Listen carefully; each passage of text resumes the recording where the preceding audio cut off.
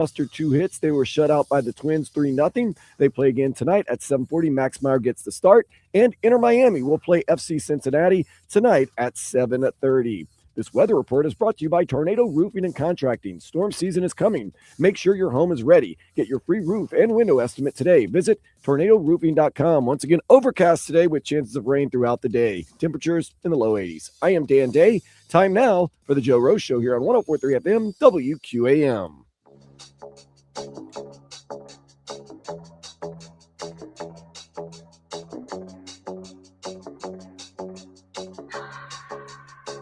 Keep my hands on myself.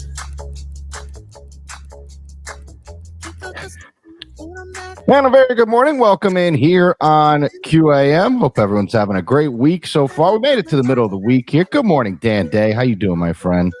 Good morning. Doing great, full of coffee and ready to rock and roll on this hump day. How are you? I'm good, man. I'm good. We're waiting on Omar. He should be along here with us momentarily and get his take on everything that went on in Miami Gardens yesterday as the Dolphins had their offensive coaching staff out there. And just reading some of Omar's stuff here, talking about how they're going to tailor the offense around Malik Willis, and that'll certainly be interesting to hear from Omar when he surfaces here with us this morning. Dan, to start things off, though, how about so Wemby goes with the big argument with Crowder yesterday. Wemby goes in that game, and he goes off in that game, and big night for San Antonio. They have the T-Wolves on the brink here, and we'll see if they have one more left in them to force a Game 7, but. Everyone wanted Wemby to play. Well, at least Crowder did, and he got Wemby to play. And Wemby with a big night last night. But Dan, I don't know, man. That clearly a series shifting move to not suspend him. I obviously, I agree with Crowder. When he says that it's like better to have him out there for the fans. I get everyone wants to see him play, but. That was an interesting decision there by the NBA to not suspend him. And Dan, I think we saw Wemby at his best last night. It was pretty impressive to watch. He is must-see TV. I am so glad they didn't suspend him. I rush home, and from wherever I'm going to watch San Antonio because they're so dynamic and so fun, and Wemby is such an alien. And the other night I was saying that I shut down Duffy's and Plantation was supposed to close at midnight. We closed at 12:30 because no one would leave. Everybody wanted to see what Victor Wembanyama and the Spurs would do. I think that was on Friday night. So good job by the NBA. I'm sorry. He elbowed a guy, whatever. Nas Reed, LSU guy, but I can't miss a night of Victor Wembanyama and the Spurs. I'm sorry. It's too exciting. Well, you mentioned an LSU guy, Dan. I tell you, we had more trouble for Ole Miss yesterday. Another coach, for some reason, decided to pile on Ole Miss. So they went from Lane Kiffin calling them a bunch of racists to a bunch of morons. They were called by Sark. So we'll get into the college football stuff when Donno joins us in an hour from now. He'll be with us at 7. Omar Kelly is with us now. Omar, good morning. How you doing, my friend? I'm good. How you gentlemen doing? Tremendous. And we're glad to have you because we just mentioned to kick off the show your work in the Herald, and you were out at Dolphins camp yesterday. I believe you'll be out there again today, getting some more tidbits for us. But you started off with Malik Willis, probably a good place to start, and tailoring the offense around him and how that will look. And you mentioned he only had 3 starts, and it is not easy to. First of all, to tailor an offense around anyone, right, that has a specific set of skills. But let's start at the basics here. What are Malik's set of skills? I sound like Liam Neeson from Taken. What are his specific set of skills, Omar? Athleticism, strong arm. I have seen him in person, but I've not seen him in a football jersey. But there's a more physical build to him in terms of how his stature, the size that he has. So hopefully he can handle more of a beating than Tua did, even though they're about the same size. I think that they talk about a great throwing the ball with a good launch point. He's athletic. He can move. He can play on rollouts, play action, and he throws the ball on the move well and accurately. So I think that they're going to be able to use play action and movement plays to try to get him open. But I do believe that this offense is going to look a little bit like Houston's offense. C.J. Stroud, obviously, Bobby Slowick was the offensive coordinator for Houston back when C.J. Stroud kind of took off as a rookie, and I'm pretty sure that they've got similar skill sets that they're trying to exploit and benefit this team. But to me, it's about what do the playmakers bring, and obviously we all know what Devon Achane can do. There's Greg Dulcich, who basically had a good 8 games for the Miami Dolphins, showcased themselves, which allowed him to get the one contract that was not a minimum.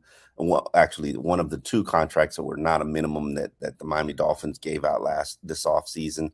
But playmakers, who's going to step up and showcase themselves and become one of the top 3 wide receivers on this team? Well, that clearly is something that's going to have to sort itself out in camp here. But Omar, as far as Malik Willis goes, let's just get this out of the way too. I mean, they believe he is the long-term answer to the quarterback position that they have not been able to figure out since, I guess, Dan Marino. I don't know if that's necessarily fair because we figured it out for 7 years with Ryan Tannehill. I'm not taking that bait this morning. No way, man. Not at 6 a.m. on a Wednesday. I'm not taking that bait from you. 7 years, man. 7 years. I don't care how long. You could have been here 20 years. You know what I mean, though. You're waiting for the next Hall of Fame quarterback? Okay. No, I'm waiting for the next guy that can play, that can actually maybe win you a playoff game. Again, I don't want to go down that road here. We're trying to keep things nice and positive on this Wednesday morning, Omar. I believe Jay Fiedler won you a playoff game. So he did. Yeah, 2000. All right, well, answer the question. Is Malik Willis, do they believe that he is the guy of the future for this team as opposed to some sort of quick fix? I don't know if they know the answer to that question yet because we've only got 6 NFL starts on his resume. And I haven't seen him throw a pass yet. So yeah, they're out there practicing right now. Not practicing, they're out there doing conditioning work. They don't even have helmets yet. Let's calm down until we actually get helmets, and then let's see what happens when we put pads on instead of just shells. So it's really too early for us to say anything with any conviction. Now, we talked about this on Monday. It was actually pretty funny. So Ruben Bain, I'm sure you saw it. His video surfaces of him at Bucks practice, and it's not even really. He's just running like basic drills, Throwing sleds around and all that kind of good stuff. I saw the tweets that were like, this guy is, going to be a generational player, this and that. And, and he very well may be. Like, I'm not trying to take a shot or anything, but it was just weird, the reaction that people had to some drills that, he's going against nobody's just kind of running through dummies and cones and whatever. Did you see the overreaction on that? Yes, I'm part of the overreaction as well. I will be always looking at Ruben Bain's situation, just like when the Miami Dolphins drafted Vernon Carey instead of taking Vince Wilfork. I'll be looking at it the way, same way Miami Dolphins drafted. Who they draft when they had the opportunity to take Randy Moss? They had a trade already agreed to.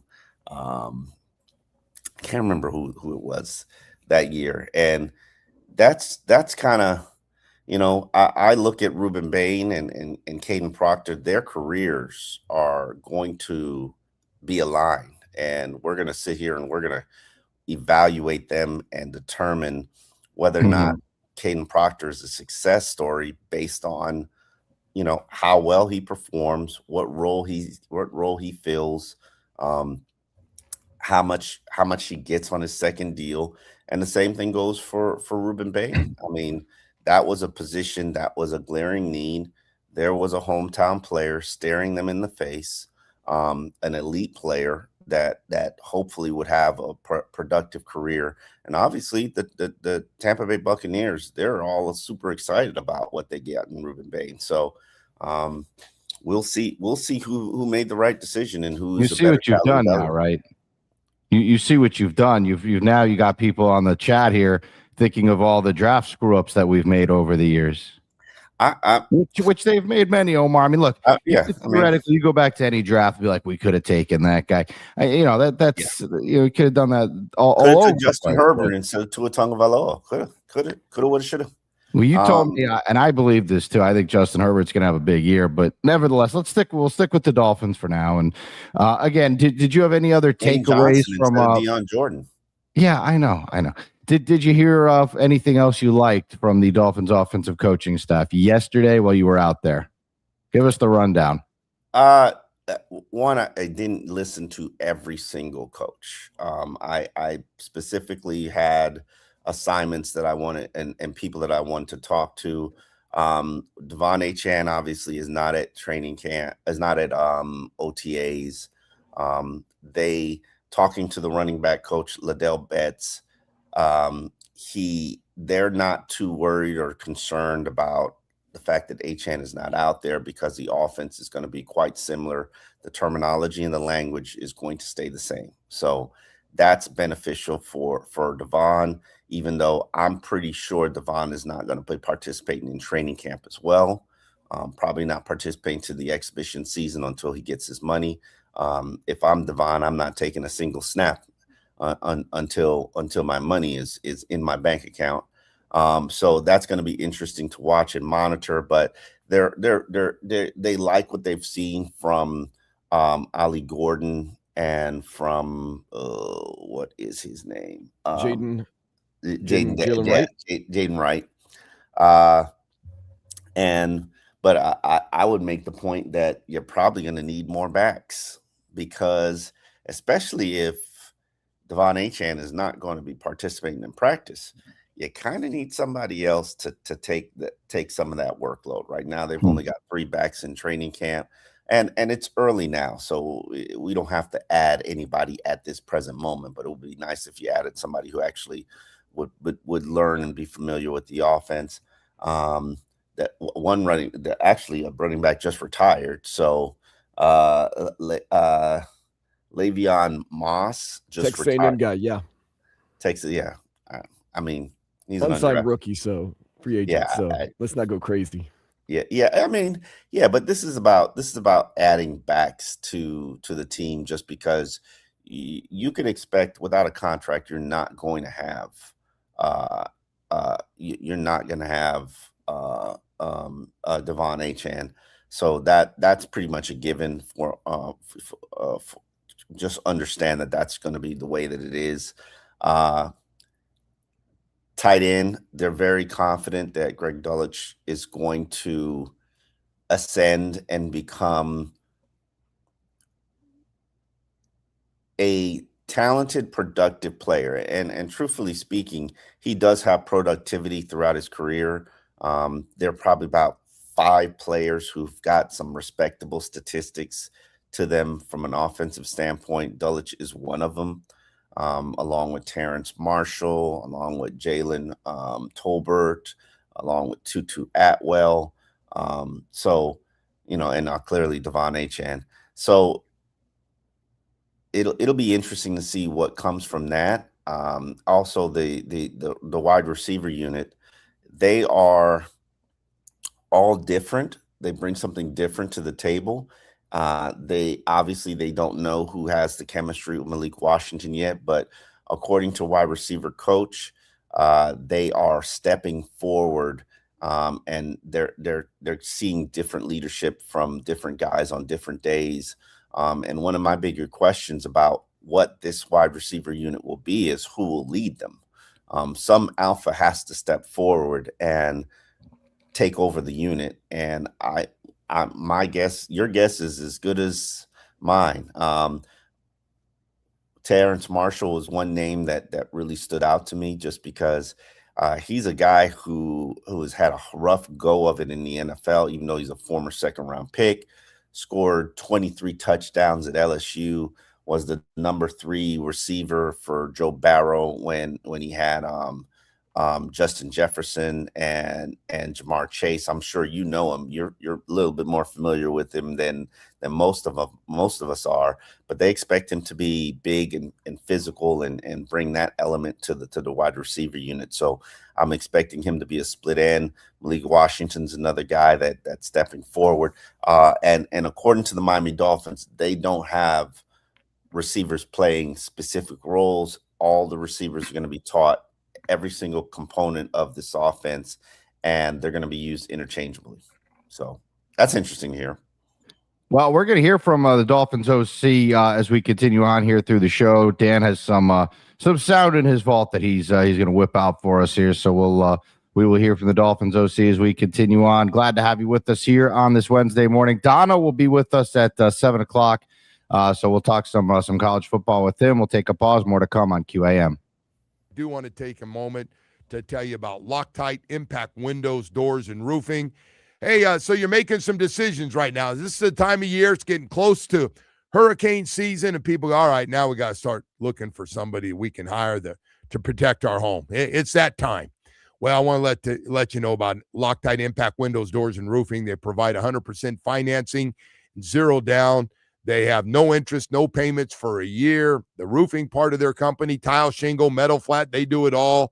And by the way, not only that, but they do roofing repairs. If you're not quite ready for that new roof, let them do it. They do that 24/7 for you. Call them anytime. Impact Windows as low as $6 per month per window installed. So don't wait for the next storm. They do it all. Cover all of South Florida. Take care of all the permits and HOA approvals. You sign the contract and you just get out of the way and let them get to work for you. They're a licensed and insured contractor.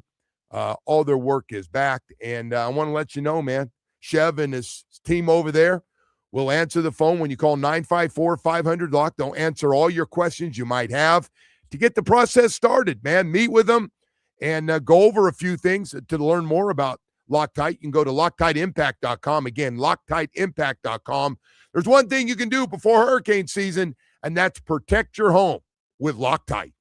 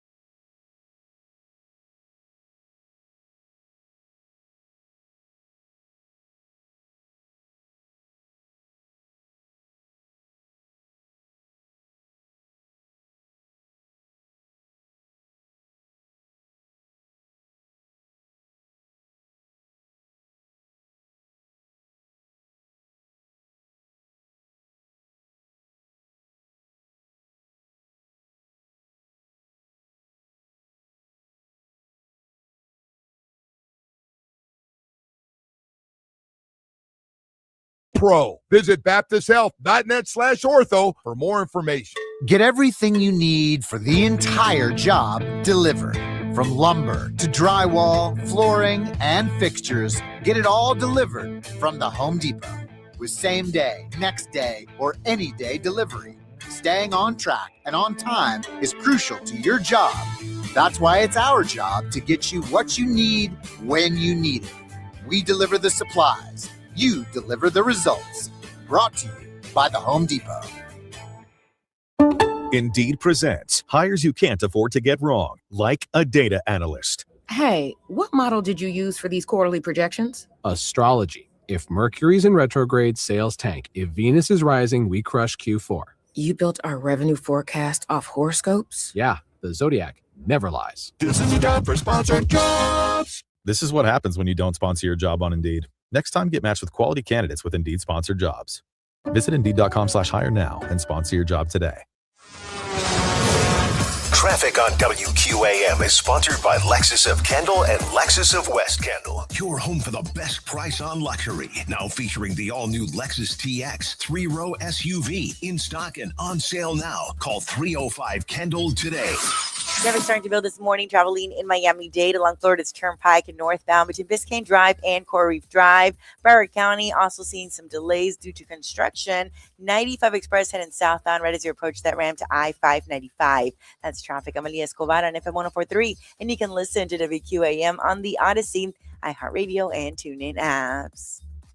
This report is brought to you by the Casino at Dania Beach. Come rock with Quiet Riot at Stage 954 May 30th. The Casino at Dania Beach has it all. Enjoy new, exciting promotions, the hottest slots, great shows, multiple dining options, live poker, and simulcast. Plus, new members can win up to $5,000 in free play. Join the fun at the Casino at Dania Beach. We've got plenty of ways for you to listen to your favorite. All right, going to come back, Bobby Slowick, on how Malik Willis's mobility affects the offense. Or you can listen to WQAM on the Odyssey, iHeartRadio, or TuneIn apps. Check it out now.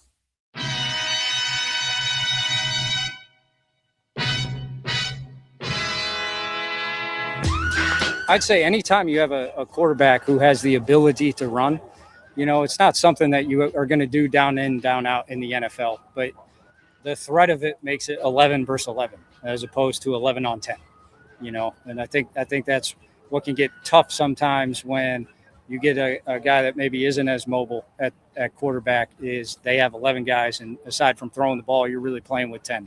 So it just lets you equalize some advantageous situations.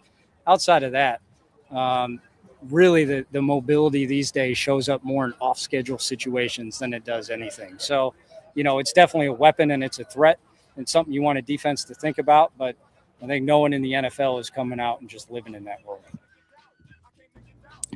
Offense coordinator Bobby Slowick there as the Dolphins kind of on the field over the weekend with rookie mini camp, and they're on the field. They're just not wearing helmets and pads and things of that nature. It's football in pajamas right now. Good. Well, it's football nonetheless, Omar, and it is good to have it back in some way, shape, or form. But I'll tell you, this offense and that OC, Slowick, they have an interesting task ahead of them. You know, designing an offense around a new quarterback that, you know, for all intents and purposes, I think is a rookie, right? And you know, you can call this guy whatever you want, but I said that I said that coming from somebody. Somebody said it to me and planted it in my mind that the Dolphins view him as the best of the rookie quarterbacks that they could have added to the team. He's got 6 games of NFL experience. Yes, he's been in the NFL for 4 years, but he doesn't have that much playing time. But when I said that, fans took a little bit of offense because they don't think it's fair for you to say a 4-year veteran is going to be producing and performing like a rookie. But it really comes down to experience. How many more starts does he have than Fernando Mendoza? How many more starts does he have than what's the name? Simpson, the quarterback who was also taken in the first round. Ty Simpson. 6. That's it. 6. And a lot of them weren't even good. Well, look, again, I view him as a rookie, essentially. I mean, this is a guy that does not have a lot of experience. I also don't know what to expect from him, Omar. I'll be completely honest with you. I really find this to be one of the great mysteries. The only thing you can do at this point, and this goes, holds true with Proctor and, with all their draft picks, is you could hope that these guys know what the hell they're doing. Right. And that's essentially the only thing you have right now is a little bit of hope. And there's been a lot of hope salesmen that have worked over there in Miami Gardens, and I don't think that these guys are trying to sell us anything here with that. But in fairness to them, but look, we said it before the draft. There's a lot of pressure on these guys to deliver in their first ever NFL draft. I mean, they have to deliver some impact players here, and you know what? It starts with their first pick in Proctor, and he's going to be, like you said, he's going to be compared to Bain his entire career. So they need to hit immediately on some of these guys. Now, if this thing doesn't work out with Malik Willis, to me, it would be kind of a major red flag, right? And I know that it's not a contract that you can't get out of at some point. It's not like you can't move on from this, but still, you got rid of Tua to bring this guy in. You're paying Tua while he's in Atlanta. If you didn't think Malik Willis could play at a high level, then wouldn't you have just started, Quinn Ewers or something along those lines and just taken the season kind of for what it is? But they obviously believe this guy can play, which is why they brought him in. Yes, but I don't think they have enough evidence to say without any foregone conclusion. They believe in his skill set. They believe in him as a leader. They believe in him as a talent that can be a multidimensional quarterback. The one thing I will say about this new head coach for the Miami Dolphins, Jeff Hafley, is he's got a defensive mind. And when defensive coaches, they always want that athletic quarterback. Defensive coaches, it never fails. They want that athletic quarterback because what Bobby Sloak said, they create 11 versus 11 situation. You're always going to have a spy on the quarterback, fearful that he's going to scramble, or you want to have lane discipline when you're pass rushing. It's not like a statue quarterback. Tua was one of those remaining statue quarterbacks where literally you knew where he was going to be in the pocket on most snaps. And this is different. This is absolutely different than what Miami Dolphins have been doing. I think Ryan Tannehill had some athleticism, had the ability to scramble, but this is going to be the first athletic quarterback since. Well, you got to go way back for this one. Pat White? No. I'm talking about a real legitimate starter. I think there was a quarterback after Bob Greasy. Pat White tried to be a running quarterback. Remember what happened? Yeah, he got his bell rocked. But I don't think it was the running part that was the problem. I think it was the throwing part that was the problem. For those who remember the ball was kind of big for him, and he couldn't. I remember Pat White in college. He played against USF in college, and it was like their biggest game ever, and they beat him up. They knocked him out of the game. So I remember him from college. I didn't think he was very good then, but obviously the Dolphins. Pat White was a game changer, man. Pat White was a dynamic, talented weapon. Maybe not so much. Maybe a little bit in college, but in college, definitely. We're talking about West Virginia, and let's not put disrespect on Pat White's name, because Pat White was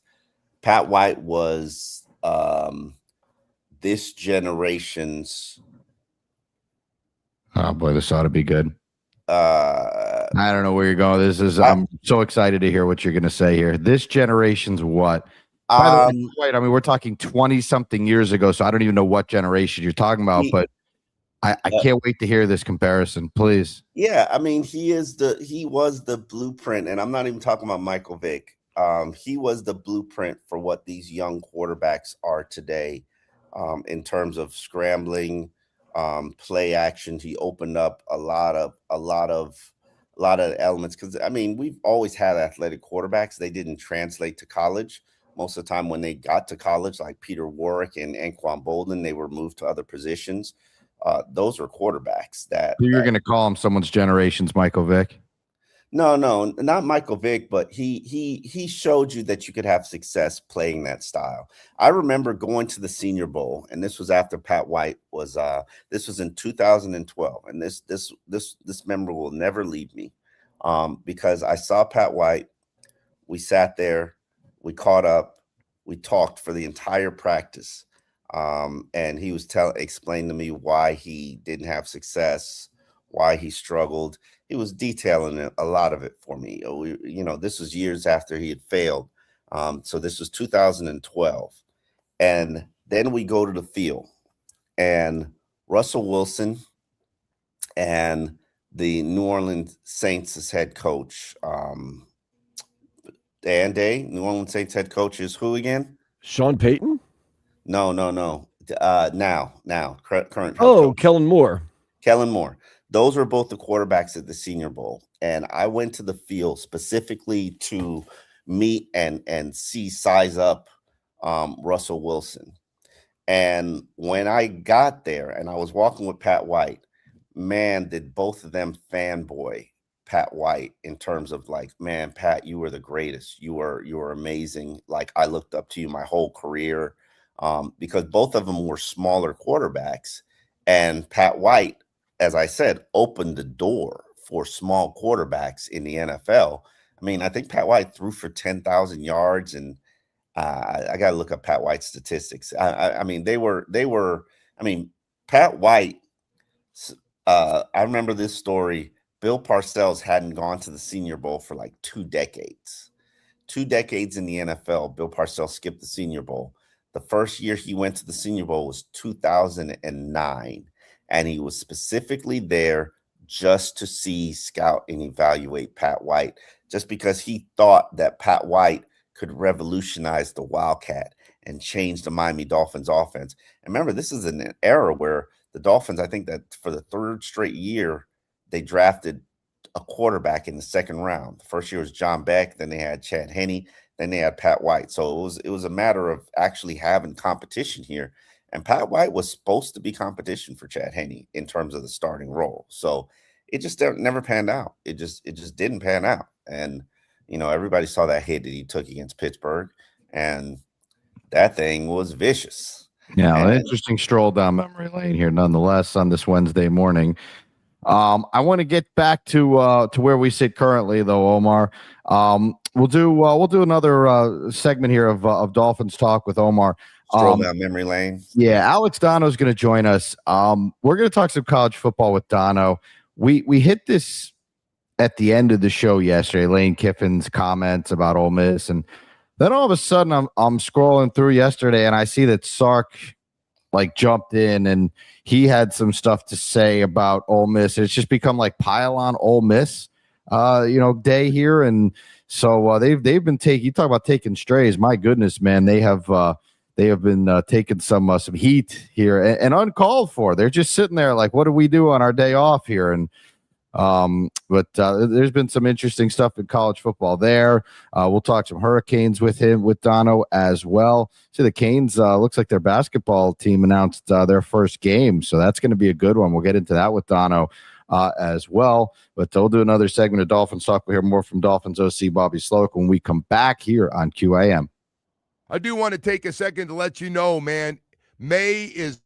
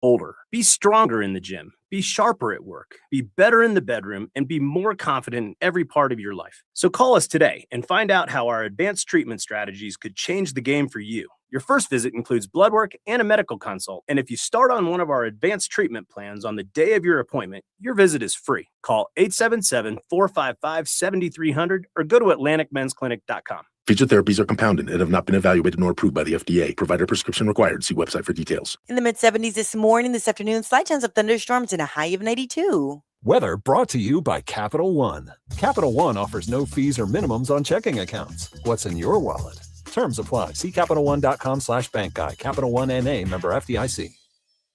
It's the declaration of deals at Rob Lambden's University Dodge, Florida's #1 volume Ram truck dealer. Save up to $20,000 off new Ram 1500 light duty pickups and get a 10-year, 100,000-mile warranty. UniversityDodge.com. When you enter a place of business, you're owed a legal duty. That the place of business is safe for you to shop in. I'm John Morgan of Morgan & Morgan. If you suffered an injury at a place of business, our duty is to protect you after that harm. Morgan & Morgan, for the people.com.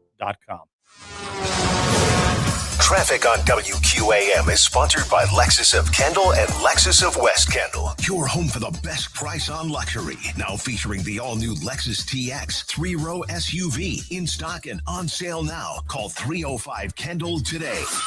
Traffic building this morning, traveling in Miami-Dade. This traffic report is brought to you by the Casino at Dania Beach. 95 Express southbound traffic building from Miami Gardens Drive to Florida's Turnpike. Also dealing with police activity at Broward University Drive northbound at Sheridan Street, affecting that right lane, and construction affecting your commute on 95 Express southbound right as you approach that ramp to I-595. That's traffic. I'm Aliyah Escobar on FM 104.3, and you can listen to WQAM on the Odyssey, iHeartRadio, and TuneIn apps. Cool ways to listen to us. Okay, I'd like to hear them then. On FM 104.3 or on the Odyssey, iHeartRadio, or TuneIn apps. Same great shows, same great games. Plus, you can use the rewind feature and listen to anything you missed. Go for it. You know, I kind of just felt I was excited about the player. And as I've gotten to know the person, I've been very excited about the person. And it doesn't really go beyond that at the time, because as you go through the off season, this is really for everybody. You learn a lot about them. They learn a lot about you. You learn a lot about your unit. So like things can kind of go a lot of different ways as you keep going through the off season. So I was mainly just excited to, you know, you get a really talented player in the building. And then I've been more excited now that he's been here and I've gotten to know him. You know, and just seeing how he handles himself and how he goes around the building and even outside the building. So I'm excited. All right, offensive coordinator Bobby Slowick there, and he's excited. That's about as exciting as a soundbite as you're going to get at this time of year here for the Dolphins. Omar Kelly is with us. I'm Hollywood Dan Day here as well. Donno will be along in about 15 minutes from now. I guess that's the best we're getting right now, Omar, and I'm okay with it, man. Anything is good that we're getting that we can talk about some football right now, because there is a need for some live sports down here in South Florida with the What are you talking about? They've got baseball. You've got MLS. We got baseball, and I know we have soccer, but this is usually the time of year when the Panthers are getting ready to really make their push here towards the final. And, you know, sometimes, well, more times than not, the Heat are involved, but that hasn't been the case lately here. By the way, speaking of the Heat, and I know I wanted to get back to this Dolphin stuff, but really quick, just to get back to this Heat thing, I saw a bunch of trade possibilities. You know, they have that trade machine thing, Dan, where you plug all the names in, and you know, I saw one yesterday with the Heat, and the Heat may have the most attractive offer. They have some picks that they can give away. There's 2 later picks in like the 2030s when, you know, who knows, Omar, if we'll be alive by then, but they have picks then, and that they can give first-round picks. They have this upcoming first-round pick that they can throw in there, and you can also throw Tyler Hero, Kalal Ware, and some other things in there to entice the deal as well. So Milwaukee essentially came out and said that they are looking for blue-chip prospects. They are looking for, top-tier picks, all that good stuff. Now, I don't know how much leverage Milwaukee's going to have here. This will be interesting to see, how extreme the offers get. But I think most Heat fans are kind of with me on this one. I don't know, maybe I'm wrong, but it seems like it is time to give up the farm here and whatever it is that you need to do to get this done. Now, if you can keep Bam, that is the goal here, right? If you want to pair Bam with Giannis, but if it takes Tyler Hero, if it takes Kelly Ware, if it takes any of these other guys that are on there, I'm doing it, man. I would pull the trigger on that all day. And I hate the fact that Heat fans are like, oh, if maybe we don't have to give up Kelly Ware. You didn't even respect or like Kelly Ware this season. The Heat turned their nose up to what Kelly Ware brought from a player standpoint. It was, so I look at it from a standpoint. It doesn't make him more attractive because we see the ability. But they basically came out and were like, yeah, too inconsistent of a player for us to rely on. So now you're trying to sell him to somebody else and pretend like he's a great commodity. So I already see people starting to fight with each other here on our chat. Like one Heat cult who is with us every morning says, do not trade Ware, 7-foot shooters of the future. Keep up with the Spurs. And I listen, I'm with you. I don't dislike Kelly Ware as a player. I don't. I actually think he's pretty good. But again, I don't want to be in the play-in tournament every single year with this same cast of characters. Like if you're not willing to part with these guys, I don't think you're going to be doing business here. So I think we have to come to a consensus here that it is everyone but Bam that we are willing to trade. And by the way, I probably would trade Bam if need be, but it's everyone but Bam at this point, right? I mean, there should be nobody on this team that is untradeable because you have to shake things up. That's what the Heat need. They need a major shakeup on this roster. Here's the truth about the situation. I'm not necessarily certain that what the Heat have to offer is attractive to Milwaukee. If you have to throw in Bam at this point, and we can sit here and we can talk about how Bam is such a cornerstone of what the Heat want to do and want to build. If it costs you Bam to get Giannis, don't you do it?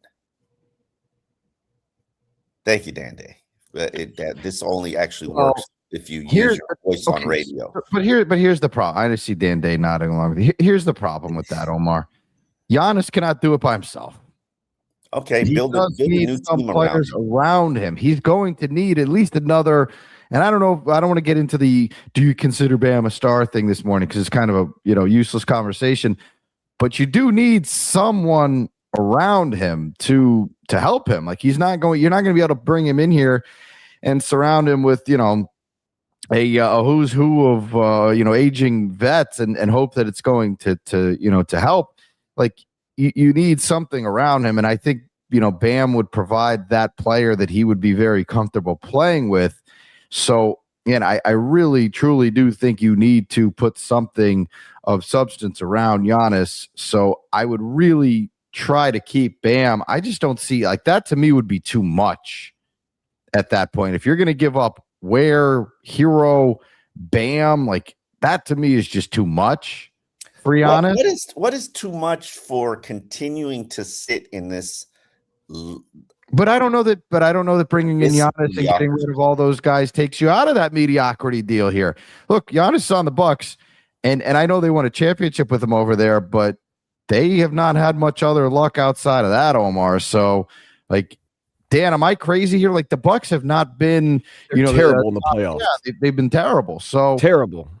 I still think, you do obviously need to put something around this guy for him to be successful here. And I think, look, you see that everywhere in the NBA. What team is led by just one guy that's still playing? I mean, look at the teams that are still playing. Like, you know who their number one is. I think it's very clear. All right, look at OKC. Shea is clearly their number one, but he is surrounded by really good players over there. Right, you look at the teams that played last night. I think Wemby is the clear number one of the Spurs. They have a lot of great talent on that team.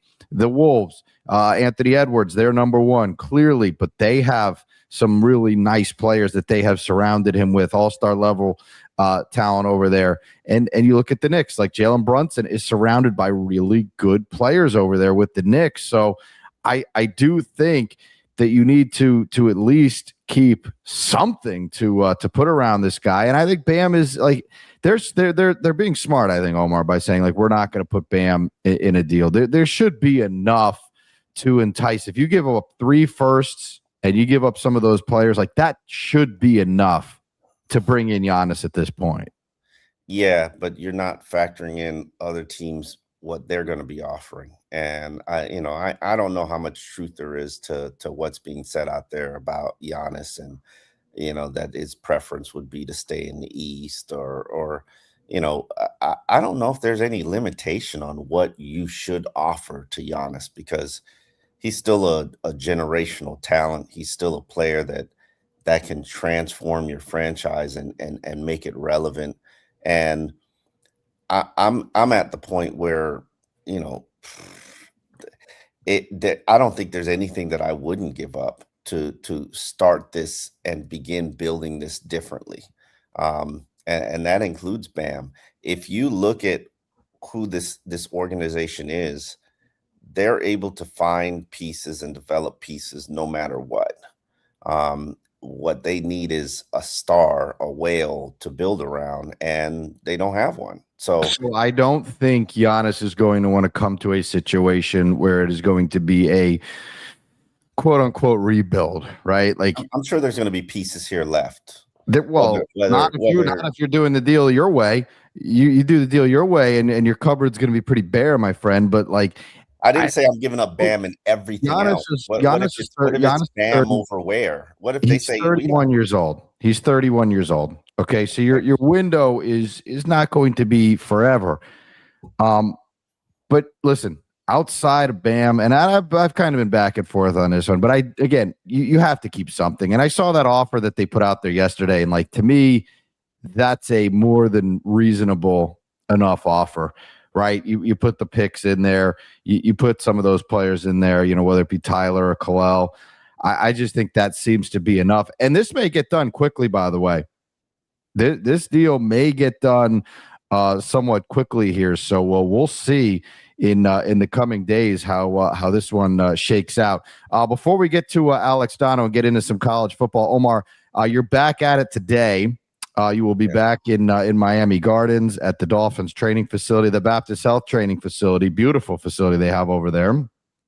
What can you tell us about what we will see today, and what can we expect your fine work in the Miami Herald?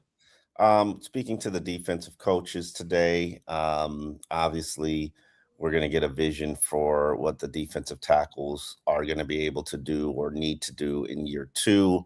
A vision for Chop Robinson and Josh Uche, considering those are projected to be the starting outside linebackers for the Miami Dolphins. Figuring out how we can get Chop to set the edge, and then let's create or get a vision for what they plan to do in the secondary, which features 3 new starters at cornerback and 2 new starters at safety. And you can insert the names because I have no idea who's going to be any of these starters. Your choice, dealer's choice. Dealer's choice. Well, we'll find out more today. K-Space on here says Omar working hard. He might even get rained on today. They'll have you inside. You'll be fine. Yeah. Oh, is it going to be rain? What's the forecast, Dan Day? What? Pretty much like yesterday. It's going to be overcast most of the day. Then towards the later afternoon, it should get rainy. It did rain out here yesterday. It rained pretty hard for about 20 minutes, and then it stopped.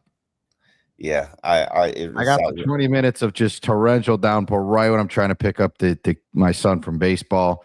That's of course though, right? When I get home, it stops. Anyway, Omar, no one cares about that. What they do care about is college football. This thing with Ole Miss, what a rough couple of days for a program that's kind of sitting around over there. And maybe they should start running the rebel flag. Maybe that would be a good starting point. Listen. It's illegal on campus it's been illegal on campus for about like 25 years. So, And I watched more SEC podcast people yesterday than I ever cared to watch ever again in my life, because I don't know anything about these schools. Like, I just assume, right? And I think everyone just assumes, like, you see Ole Miss and the Rebels and all that, and you just assume it's just a racist wasteland out there. From everything I heard from all these, and I don't know, man. Like I said, I've never been there, and I hopefully never will be. But I've been so many places in my life. I do think I've been to Ole Miss. I probably for Canes. Were they nice to you over there? Did they attack you for showing up? Like, was it okay? I felt fine. I felt safe. Okay. So, but nevertheless, listen, it's a university, and they do seem to, they have a university community, and I can't, like, I don't know again, but the point is that they are catching strays left and right, and it's, they got Lane Kiffin called them, a bunch of racists essentially, but then Sark weighs in and says they're a bunch of morons.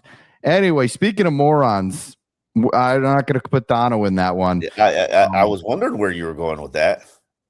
We have Alex Donno is going to join us, and we'll get his take on the whole thing. Donno covers the ACC, fortunately not the SEC, but we will talk to Alex Donno coming up here when the 7:00 hour kicks off on WQAM. I'll tell you what else is a good scenario. Everybody going to Atlantic Men's Clinic.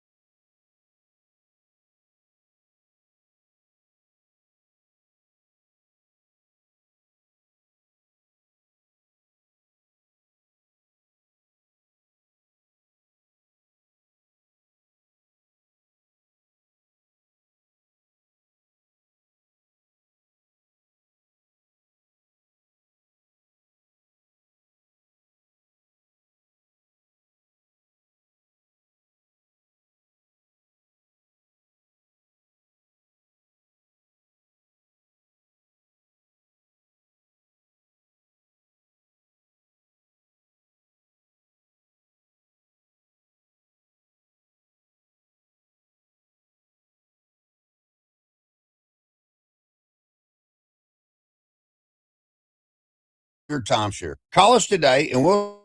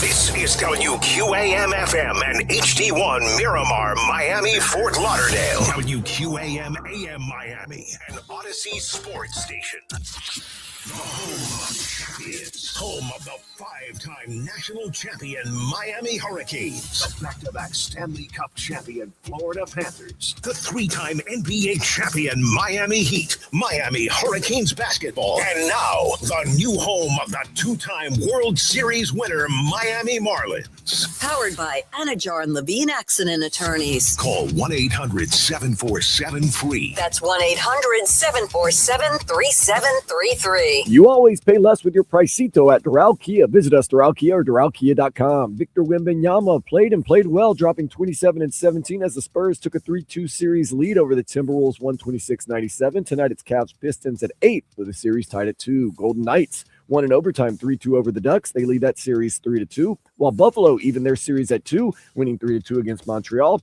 Tonight at 8, the Avalanche look to close out the Wild. The Marlins mustered just 2 hits and were shut out 3-0 by the Twins. They play again today at 7:40. Max Meyer gets the start. Inter Miami plays FC Cincinnati tonight at 7:30, and reports are the Canes basketball team will open the season against the Florida Gators at Tampa's Amalie Arena. No further details were given. This weather report is brought to you by Tornado Roofing and Contracting. Storm season is coming. Make sure your home is ready.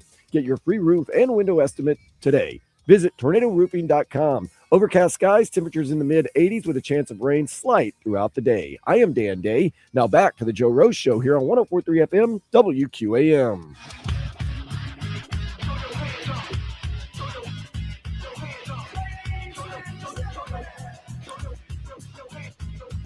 Yeah, welcome back in here on QAM on this beautiful Wednesday morning. Hope everyone's having a great week so far. I'm Hollywood. Alex Donno is with us now. Dan Day with us as usual as well. Donno, good morning, my friend. How's everything going? Good morning. I'm doing all right.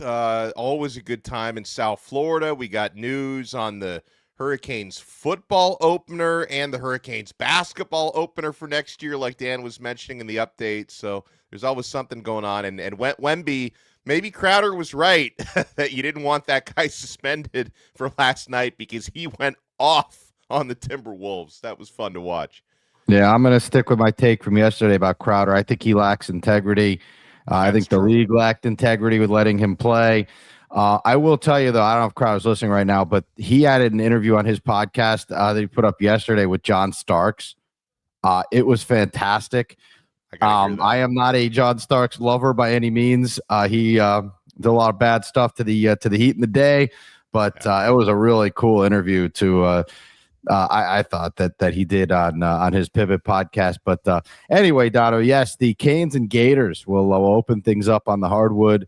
I think it's a location to be determined. Is that where we're still at, or did we decide on Tampa? I thought they said Tampa. Is That Tampa was the the place? latest. Okay. Yeah, the latest article says Tampa, and they say, Dan, is it the same arena is it still the Amalie Arena? Because I'm looking at Benchmark International Arena. It's the name of the venue. I don't know I if think that's Dan is one sponsor too early on that one. That arena has changed names so many times. Yeah. So it was the St. Pete Times Forum. That's right. I think that's what it was called when I got to Tampa. Then the newspaper changed names, so then it became the Tampa Bay Times Forum. And then it's had like 8 different sponsors since. So hey, get that money. Whoever you the act highest like Joe bidder Robbie is. Stadium's any better. yeah, but so this one has changed names because I watched the wrestling there the other day on Saturday. They had the whatever that wrestling pay-per-view event was called over there, and it had some other name, but nevertheless, a great way for the Canes to start their season. And I think Jay Lucas will have a very strong team coming back here. Sheldon Henderson is back for another season with Miami. He's going to be interesting to watch, Donno, because I know that he is going to be drafted at some point. I don't know when or where that will take place, but he is a very draftable prospect for the Canes. But boy, did he have an incredible freshman season for Miami. Yeah, he was excellent. And this is one of those cases where in the NIL era, if a guy maybe has an opportunity to be a second-round pick, they're actually more likely to come back for the second year because they're making much better money in college than they would be in the G League, which is likely where you end up when you're a second-round pick. So in that case, it worked out. That applies in the NFL as well. I think if Yeah. you're projected to be anything less than a second-round pick, you're better off going back to college. Yeah. Because you can make, and I said this, I wanted to share this with you guys yesterday because we talk about this a lot, Donno. I remember I was on a flight I was going to, I think, Cleveland or something like that, because I know the agent was going to Ohio State. And it was a very prominent agent. I'm not going to name the names, but I was just curious about, and he does these NIL deals for high school players. And obviously, South Florida is his home base and the market is booming around here for high school players. And he basically was like, yeah, we signed these kids to NIL deals, 4 years, $4 million. That's pretty much, and that's the starting point. So all these people who are, and I've already known that the SEC was playing. If you're an SEC starter, I got this from another agent. You're making $1 million for whatever your team is in the SEC, and obviously that's the highest level of college athletics in terms of cha-ching. But yeah, basically you're a 4 or 5 star recruit. You're out here signing them basically $4 to $5 million deal. Now, will you see every single dollar of it? Probably not, but that's just a reality of what we're paying these high school athletes today. Yeah. So this is big business. I mean, think about how many videos you've seen from this is like a new cottage industry. I'm watching high school quarterbacks doing 7-on-7 drills, watching the velocity and the arc of their throws. And I'm like, I'm blown away. And the next thing I know, this kid's got, $4 or $5 million offers. This is a new era we're seeing right now. But it's worth it. It ends up being worth it, right? Because you look at Miami's run through the playoffs and the exposure that the school got and what that did for their brand. I mean, it's worth it, right? At the end of the day, and you know what, Omar and Donno, like I think you'd agree, it doesn't really matter because it's the cost of doing business now.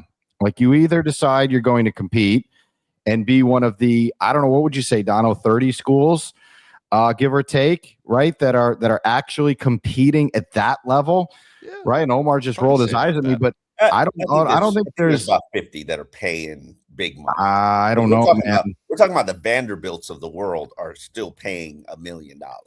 Yeah, but they're not paying like the big. I mean, I'm talking when I talk NIL, like we're talking about the top tier SEC schools. We're talking about how many schools in the ACC, Donno, are paying, what Miami's paying. I know FSU was trying. They just always seem to pick the wrong people. Well, and I was talking about, I was actually having a conversation with the Locked On Seminoles host yesterday. Like, Florida State has done everything in the last few years. They've done it all backwards because they've invested all of their money into facilities, which is like the old way you used to do it, investing in facilities and into giving that gigantic contract to Mike Norvell, that they got hoodwinked into that. Jimmy Sexton, his agent, did the Jimmy Sexton thing where he linked him to that Alabama job and got him $10 million a year, and they now can't afford to fire him. And then they spent like $250 million plus on facilities, and they don't have any money left over to spend on their roster. So it's they're doing it the old way, where the new way is you invest in the roster first, and then everything else is secondary to that. But so it's really, when it comes to ACC spending, but Miami is they approach it like, the big fish of the SEC and the Big Ten. Clemson doesn't do it that way because Dabo Swinney thinks it's 2017 still. Louisville actually low key, like they do quite a bit. They're pretty active in that stuff. And that's about it, because like SMU hasn't figured that out, which is odd because they're in Dallas and every other school in Texas is like printing oil money, because Texas A&M is, they're spending money that most, like, bigger than the GDP of some countries. Texas A&M and Texas Tech. Tech, same thing. But I guess the oil money doesn't trickle down to SMU for some reason. Yeah, so anyway, that's how I get to that number, Omar. I'm being generous by saying 10 teams in the Big Ten, 10 in the SEC, and then maybe 5 Big 12 teams. And it's obviously not 5 ACC teams. But that's how I get to that money, how I get to the number of teams that are paying like top tier money. So you it's think not. UNC is not paying top tier money, because I can promise you that they are. I don't know what UNC is paying, to be quite honest, because they did not have a lot of talent on that team. But I know they're paying their staff a lot of money. Yeah, they invested in some coaches over there who have not held up to their end of the bargain. But that's the thing too. Like, you hire a guy like Bill Belichick, anyone who's been around, someone like Mario, you see what kind of like relentless work it takes to get a program to the level that Miami just played at. Are you saying that Bill Belichick isn't doing relentless work? I am saying I think Bill Belichick sits back and hopes that his staff will do all the work, and he just doesn't strike me. What is he, 80? Omar, like, he doesn't strike me as the kind of guy who is at his desk at 4 a.m. Omar, let me give you an example. I think it was so usually, when coaches in college are in their bye week, you go out on the recruiting trail, like you go out to high school games. When Bill Belichick was in his bye week, he took a vacation to Nantucket. Like, that literally happened last year. So he's not doing it the same way that most college coaches are doing it. Yeah, I mean, look, we go out to practice, Omar. Nantucket offensive lineman that he was trying to, get on the low recruiting seat. Yeah, family at the vacation home. No, we go out to practice and we're there at 5-something in the morning. Mario's already working out and his day is like half over. So it's a relentless, job. And I just don't think someone like Bill Belichick, I didn't think he would be good at it from the beginning. Like, I thought it was kind of and look, remember that first game they played? Remember how awesome that was? They scored their first touchdown, and the place is going bonkers, and Michael Jordan and all the other famous UNC alums are in the suites, and it's a celeb fest over there. And all of a sudden, that thing came crashing down so quickly. I don't think they scored again all season after that. It's really all on UNC and Bill Belichick, I see. It really did, though. They should just focus on basketball, maybe. Over there, but sure it's was told the same thing.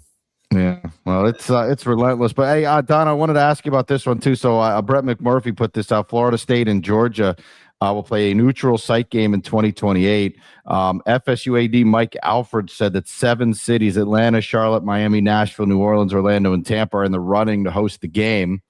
I think I speak for a lot of us here when I say, please keep that game out of Miami. Yeah. We don't need any more bad performances outside of the Dolphins at Hard Rock Stadium. So keep that game away from Miami. And someone was asking, like, can they even like allow that to happen? I mean, I assume Hard Rock Stadium could do what they want, right? Like, I don't know that they would have to necessarily run it by the Canes unless they plan to play the game at, like, FIU Stadium. They might be able to fill that venue for that game. Well, I think enough Georgia fan. Well, Florida State, but maybe by 20, because that would be what for 2028. Florida State probably has a new coach by then, and because the fan base is fed up with Norvell for obvious reasons. They've been stuck with the guy; he's terrible. So they'll probably have a new coach by 2028. They'll be reinvested. Hopefully they go to like Atlanta or Tampa, because you're going to get a lot of jokes if they come into the stadium that Miami occupies. Although I will say, you return to the scene of the crime, Hollywood, because the last time Georgia faced Florida State at Hard Rock Stadium, the final score was 63-3 Georgia. So maybe you run that back. Maybe that's what we're looking at happening at Hard Rock Stadium. I don't think it matters where they play, Donno. I think FSU will lose by 60. So I don't know that the venue. I mean, if they play right now, yeah. I don't know. Again, 2 years from now, if they have a new coach and a really good transfer portal, maybe they could keep it within 50. There you go. Donno's very positive this morning, and I appreciate that. Hey, Donno, when we come back, we got to get into this Ole Miss deal. We talked about it yesterday towards the end of the show. Ole Miss is just catching from every angle right now for some reason. It's like they're sitting around on their day off and they're just getting dumped on. But we'll get into that. By the way, Alan Poupart is going to join us at 8. We'll get another opinion on everything that went down in Miami Gardens yesterday and what to expect today with more media availability. So we will get into that when we continue on here. Alex Donno is with us. Omar Kelly is with us. Dan Day is with us as well. I'm Hollywood. We will take a pause. We'll jump into this college football stuff with this Ole Miss deal when we come back here on QAM. I do know this. Your South Florida Chevy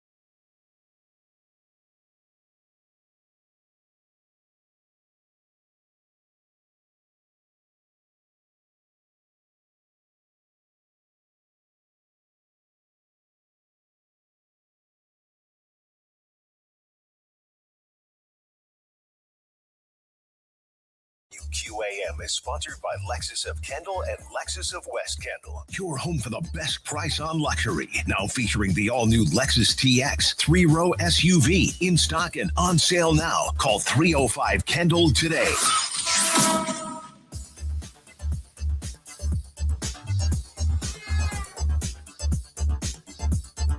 Delays starting to build this morning in Miami-Dade, I-95 southbound from 103rd Street to I-185 East Miami Beach, and also dealing with an accident, I-95 southbound at Ives Dairy Road. That's affecting your left lane. That's traffic. I'm Alia Escobar on FM 104.3, and you can listen to WQAM on the Odyssey, iHeartRadio, and TuneIn app. Your favorite shows, the games of your favorite South Florida teams. We've got them right here on the Q, baby. Catch us on FM 104.3 or listen to WQAM on the Odyssey, iHeartRadio, or TuneIn apps. Don't miss a thing.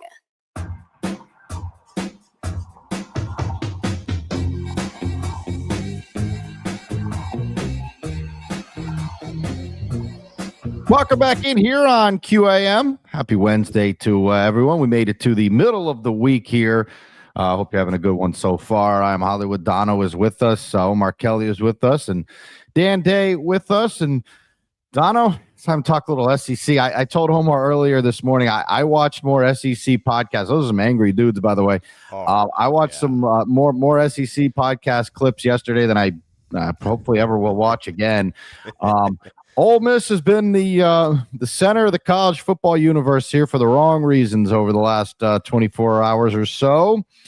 And Lane Kiffin, and again, and I appreciate, by the way, someone texted us during the break, and they started their text with, "I know you guys don't talk politics," and that is true. And this, please don't take this as a political. This is not a political take. This is just we're trying to do the. I was yesterday just solely brought this up to try to smash Lane Kiffin because I think he is the ultimate fraud, and just such a bum. He is everything that is wrong with college athletics.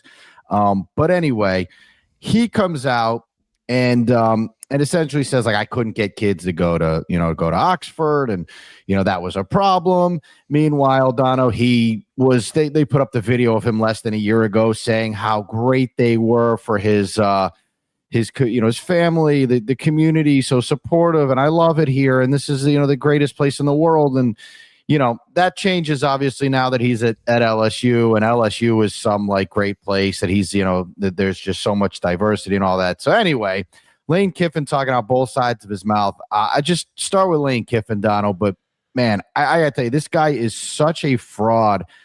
Everything. And here's the thing about Lane Kiffin. I'm curious what you think about this too. I don't think he cares. I don't think he cares about winning.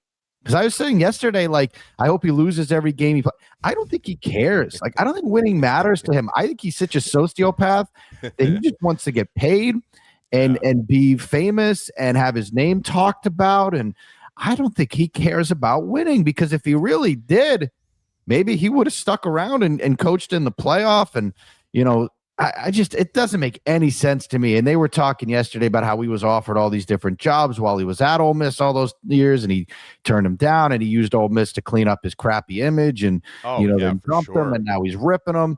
A lot of that stuff, Donno, just with Lane Kiffin, again, I think he's everything that's wrong with college football. Well, he's so vile and he's so toxic that he does this thing where he basically rolls like a live hand grenade into a situation, and then he claims to be the victim. He starts these fires with, the way he left Ole Miss, and the timing of the way he left Ole Miss. He's, you can understand why Ole Miss would view him as a villain for that, but then he comes out, he's like, no, I'm the victim here. I wanted to coach the playoffs, and the players wanted me to coach the playoffs, which was a lie, by the way, because the players came out and said, no, when he told us he was leaving, we're like, screw you. Pete Golding is our coach. We don't want you here. So he completely lied about that. Also, it was a lie that he could have or would have coached the playoffs, because the playoffs extended beyond the date of the transfer portal opening, which he needed to be at LSU for, so it would not have worked. That was a complete lie. So he claimed to be the victim. And then in this, what was it, Vanity Fair or whatever, the interview that he does? Why is he doing an interview in Vanity Fair? Yeah, which was allegedly a 4-hour-long conversation. It's if you know anything about the life of a head football coach, you really don't have 4 hours to be doing interviews. Like Can you that imagine job Garland is like sitting down with 24/7. Vanity Fair or People Magazine or something for 4 hours? It's You do a crazy. profile on him. Jeez, And man. so, like, you know, and he's not stupid. Like, Lane will play stupid, but he understands the power of his words. And when you start opening up Pandora's box and bringing up histories of segregation in Mississippi, which, like, obviously, yeah, decades ago, like, that was a thing, and they've been, you know, trying to move past that for how long. But when you bring that up, when you're coaching at another SEC institution, and that was also a thing, you know, in the state where you're currently coaching, but you're making it a thing about the place you used to be, and you're creating this narrative now, like, and again, Lane's doing this on purpose because he's trying to now make it harder for Ole Miss to recruit players by saying that, while also saying, hey, we don't have any of those issues in Louisiana, that LSU, come on down, we welcome you. You know, we have diversity here, we embrace it. Like, those comments pack a very powerful subliminal punch that is really painful, you know, for people who live in Mississippi to think about that history. So he knows what he's doing. And then on top of all of it, Hollywood, Ole Miss and LSU are gonna square off. And is it gonna be in Oxford? I think it's gonna be in Mississippi, if I'm not mistaken, when they play this year, September 19th.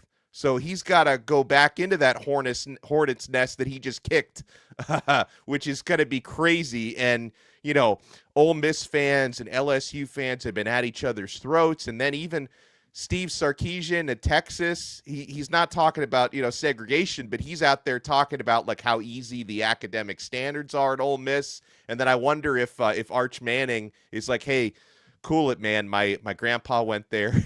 My dad went there. My uncle went there. Maybe don't make fun of Ole Miss too much right now, Coach. So, yeah, they got called racist and stupid in about 24 hours. Over there, that was rough, man. By the way, you know, all these things you start to learn now because, you know, Lane opened up his mouth. You see, I don't know if you saw this, but the LSU is not named after the large cat tiger. They are named after some, like, Dan, do you remember what it was? It was some, like, Civil War, like, unit or something or other that, like, anyway, it's as racist as it sounds. So they're not named after the big cat tiger, which is they're obviously their mascot now, but that's not what they're named after. Yeah, the Bengal Tigers, which was part of the armed forces. I don't remember what side of the war it was on and everything like that, but yeah. It was on the bad side, Dan. No, there you go. It was on the on the south side. But anyway, like, you see stuff like that, and it's like, oh, okay, so you're not named after the big cat tigers. But nevertheless, man, I just find Lane Kiffin to be just the ultimate fraud. And I don't know why he continues to run his mouth. I don't think he's doing any good for his program, and he sent out some very questionable stuff on social media throughout his short tenure over at LSU. So anyway, I wish him nothing but the worst, and hopefully I do hope they lose every game, although I don't think he cares. I think he is a mercenary who just goes after the money and the fame, and I think that's truly all that matters to Lane Kiffin. But you know, we'll see. Donno should make for a bunch more juicy storylines when this college football season rolls around. Though I will tell you, it'll be fun when those two teams get together.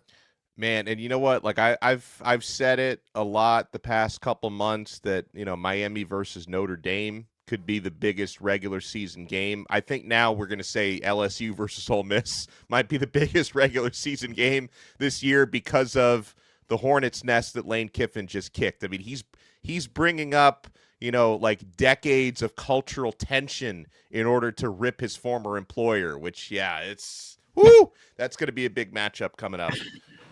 Well, anyway, I just thought that whole story was just so bizarre, and I just think Lane Kiffin encapsulates everything that is wrong with college football, all in one human being, just all in one body. There, he is everything that is wrong with the game that we love so much, Donno. All right, we're going to take a quick pause here. Coming up at 8:00, we are going to talk to Alan Poupart. He was out there with Omar yesterday in Miami Gardens as the Dolphins offensive coaching staff spoke yesterday. We heard from Bobby Slowick. We'll hear more from him as we continue on with the show. The Dolphins defensive staff is going to meet with the media today, and we'll get Omar's take on what he's expecting to hear from the defense. What can we expect from the defensive unit here? I think there's so many question marks on this Dolphins team that it's going to make this offseason pretty interesting. And we also had some people weigh in on the Giannis sweepstakes that looks like it might be coming to a head quickly here. So maybe sooner rather than later, we find out here about what ends up happening with Giannis Antetokounmpo. So we will take a pause. We'll get to all that when we return here on QAM. Man, I want to talk to you about credit card.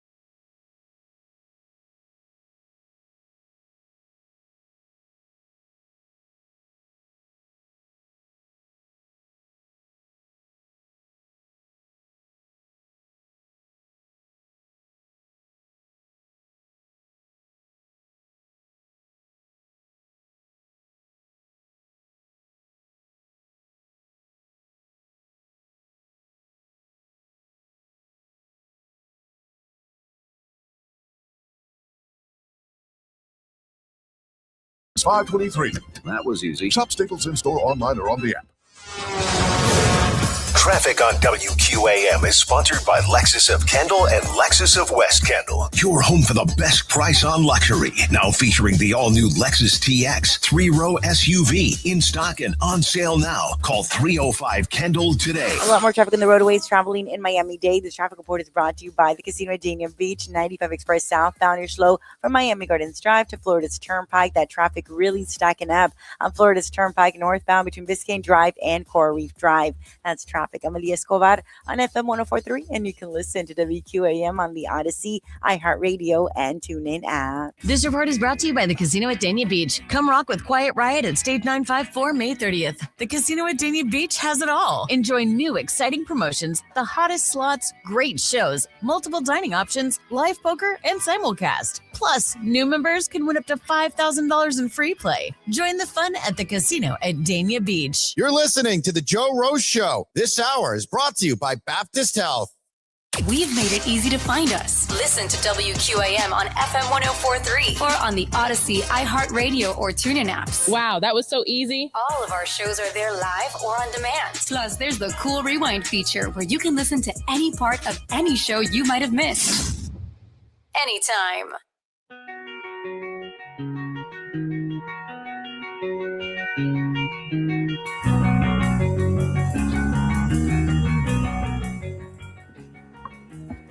I took her out.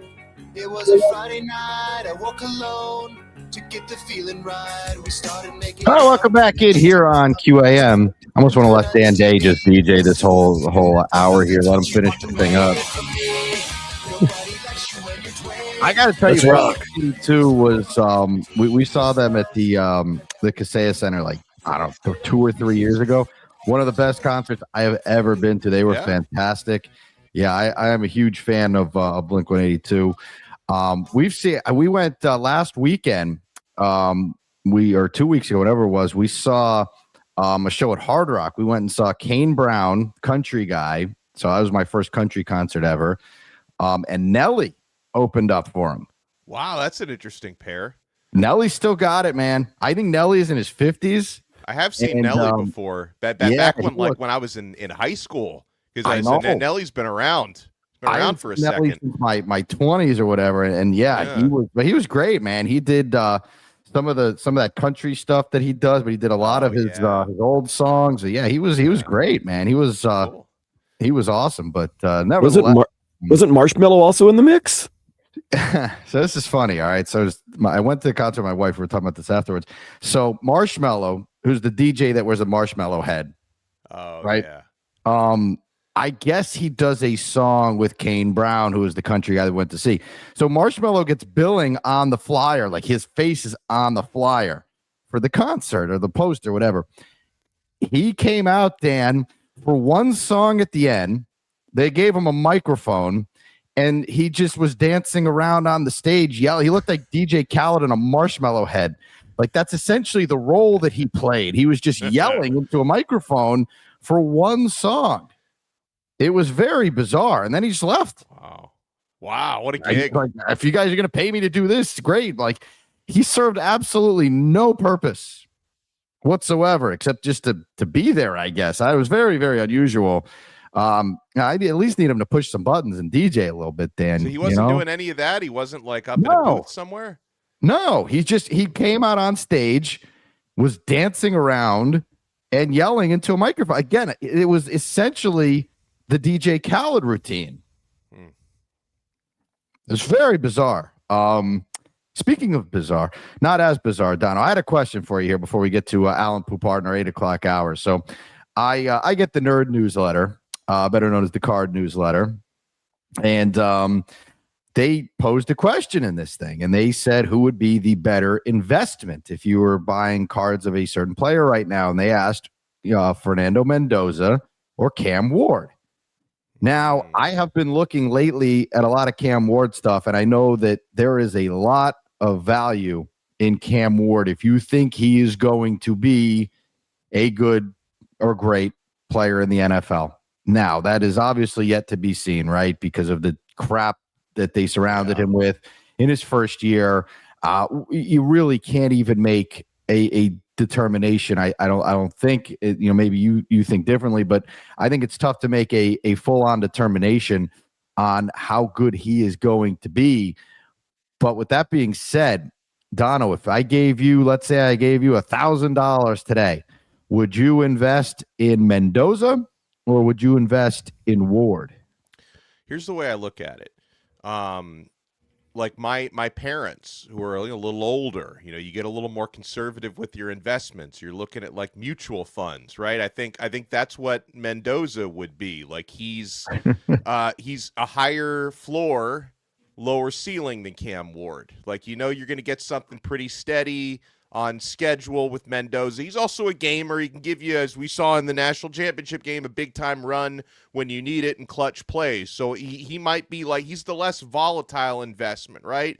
And then you've got Cam Ward, and, you could say it might be like, imagine if you could take a time machine back to however many years ago before Tesla Motors became a big thing, and you're investing in Tesla, you're investing in Apple in the early days. Because I do think Ward, to me, he's someone who can make the more spectacular throws. The talent and the athleticism jumps off the page more for him than it does for Mendoza. And I could say the case for both of them. They both work incredibly hard. So the work ethic and just the willingness and the drive to constantly get better is there for both. I just think with Ward, it's a little more boom or bust, whereas for Mendoza, it's a little steadier. But Hollywood, I think if you're looking at it from the angle of, I can invest low in a card or cards right now, and then maybe in 10 years, there's a chance that this thing is to the moon because this guy's a Hall of Famer. I feel like you have more boom potential on that with Ward. Like, I don't, and the situations, I don't know, maybe the Raiders end up being the more steady situation because there's been a lot of volatility in Tennessee, but I don't know, man. I think Ward has potential to be one of the more valuable cards you can invest in these early days. Yeah, and I tend to be with you on that one, Don. I actually think that's a perfect way that you kind of laid it out there. I think Cam Ward has the potential. I mean, we've seen him, running around over there and, plays break down. He's able to make plays. I think he's the more dynamic athlete out of the two. But I do agree with you. Look, first of all, they have to put something around him to give him some sort of chance to succeed. I mean, that team was just was an absolute mess over there. And I don't know that the Vegas situation is going to be a whole hell of a lot better. I don't know if he's going to start week one. I would imagine not.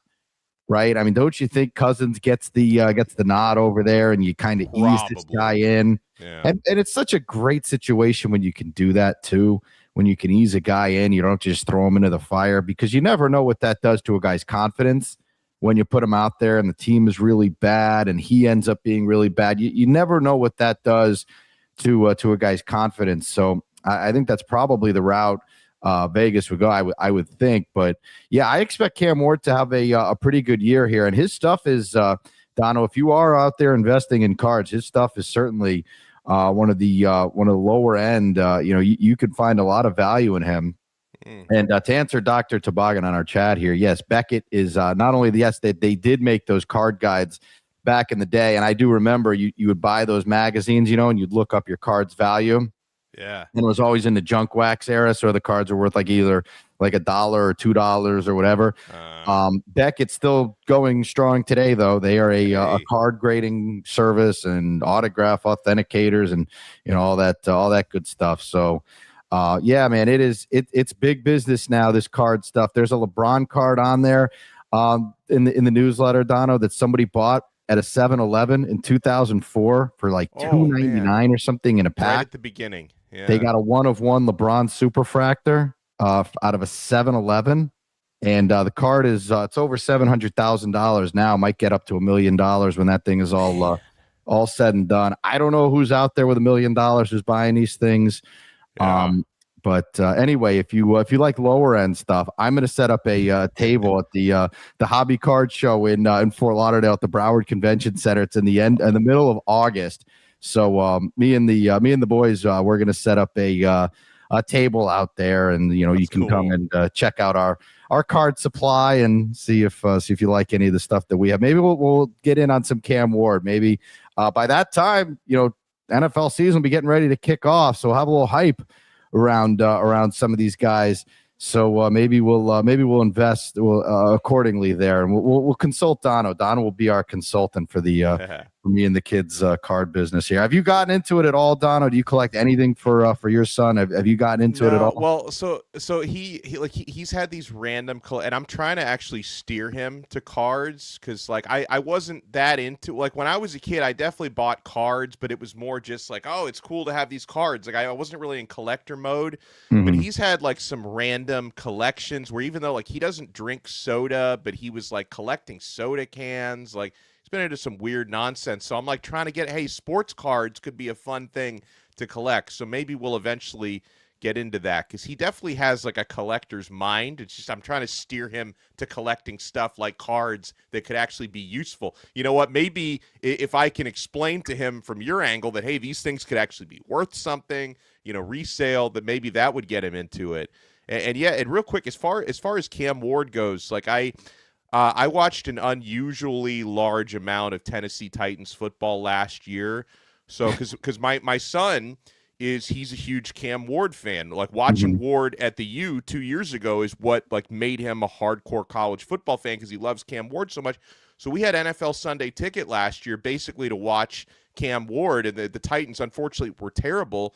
But like Ward to me showed you all the makings of someone who can be a great NFL quarterback. Like if people are just looking at the box scores and the wins and losses, you'd think, oh, Ward didn't have a very good year. Like he did fine, and he made some crazy throws last year. If you watch the Titans, you could tell like their issues were not quarterback. Their issues were everything around Ward. So I think he will be fine as long as they can put a serviceable team on the field. And I will say this too about Cam and Mendoza, right? Two of the highest character guys. So I at least they have that going for them too, where there's not going to be any issues upstairs with those guys. And you know what, with the quarterback position, that is certainly important, Donno. You got to be mentally strong. And how many times was Cam in bad situations here and had to dig out of holes? And that Cal game comes to mind. That was one of the craziest games, and it was like in the middle of the night. Remember that thing? Where I had to do post game until like 4 or 5 a.m. Yeah, that was a stinger. And imagine how bad that post game would have been had they have lost that game. Yeah, you would have been taking angry phone calls while the sun comes up on a late Sunday morning or whatever that was at the time. Real quick, this guy sent us Cake Eater 305 says he brought his Channing Crowder rookie card on Friday. We had our event on Friday for him to sign, showed it to him, talked about it, but was drunk and forgot to have him sign it. Oh no. I will make sure I will help this guy get this card signed. If you still want to get your Crowder rookie card signed, we'll figure out a way to get that done. I don't know, Jamie, maybe there's a way like this guy can message us off to the side because I don't know, like I don't see his phone number or anything on the YouTube chat, but we will get that card signed for you, sir. And Dan Day has tickets to give away on top of that. So Dan, we have Marlins tickets to give away, a 4-pack for Cuban Heritage Night on the 23rd, Marlins and the Stinky Mets. So we will give those away whenever Dan Day is ready. I think, Dan, do we want to try to give these to a nice family here so we can get someone take the kids out to the ballpark. So if you want to take your kids out to the game, maybe shoot us a text 305-567-0560. Let us know, and we'll see if Dan Day can't get you hooked up here this morning. We are going to get hooked up with Alan Poupart. He is going to join us when we come back. We're going to get into some Dolphins football. The Dolphins on the field over the weekend with rookie minicamp. Offensive coaches spoke yesterday. Defensive coaches will speak today. Alan Poupart will speak to us in 5 minutes from now as we return here on QAM. But right now, I want to talk to you about some other things, like some things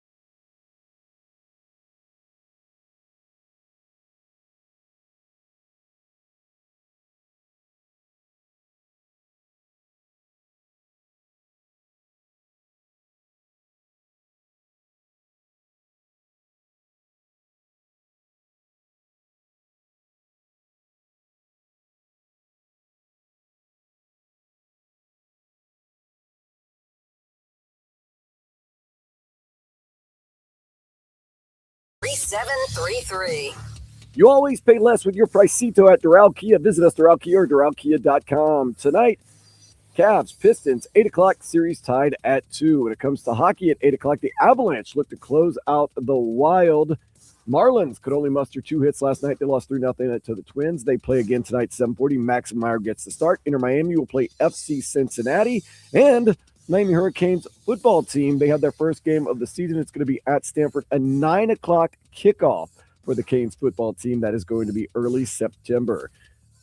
This weather report brought to you by Tornado Roofing and Contracting. Storm season is coming. Make sure your home is ready. Get your free roof and window estimate today. Visit tornadoroofing.com. Temperature is going to be in the mid to high 80s, overcast skies, chances of rain throughout the day. I am Dan Day. Now back to the Joe Rose Show here on 104.3 FM WQAM.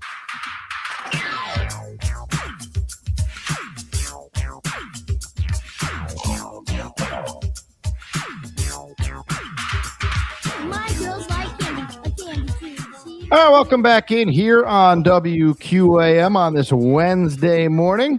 Hollywood, Omar Kelly, Donno, Dan Day along here with you, and we're going to head out to the Toyota of Hollywood hotline. Shop over 2,000 Toyotas on sale at one location, Toyota of Hollywood on 441 between Hollywood and Sheridan, toyotaofhollywood.com, where we are joined by our friend who was the publisher of the Dolphins on SI.com. Alan Poupart is with us. Alan, good morning. How are you, my friend? Oh, you said we're friends. I love that. Oh, I'm fine. How are you? I know he's lying to the people. No, Alan is. I consider Alan a friend. Joe, I think considers him more of a rival because of the tennis deal. Although, doesn't he have to beat you for it to be a rivalry, Alan? Like, isn't that how he has defeated me, Hollywood. Really? Oh, this is big news. He's moving up in the rankings. You know, he got offered a spot on a pro team or a semi-pro team or something or other recently. He didn't want to make the commitment, though. Yeah, I'm going to call BS on that, but sure. We'll go with that. I think they just wanted him for his celebrity status, to be quite honest. But Alan, let's jump into what's going on in Miami Gardens and what were your takeaways from yesterday's media availabilities? And I know you heard from Dolphins OC Bobby Slowick. What were some of your takeaways from what you heard? Yeah, you're pretty much the same things you hear every year at this time. Everybody's looking good. Everybody's making progress.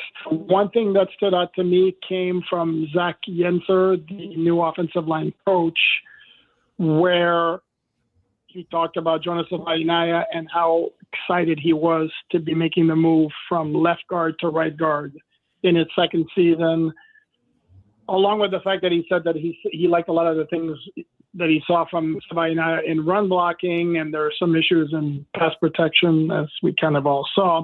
But it brought back to me, I like the fact that maybe this will make a difference and unlock Avainaya's potential, and maybe he'll take a big step forward in 2026.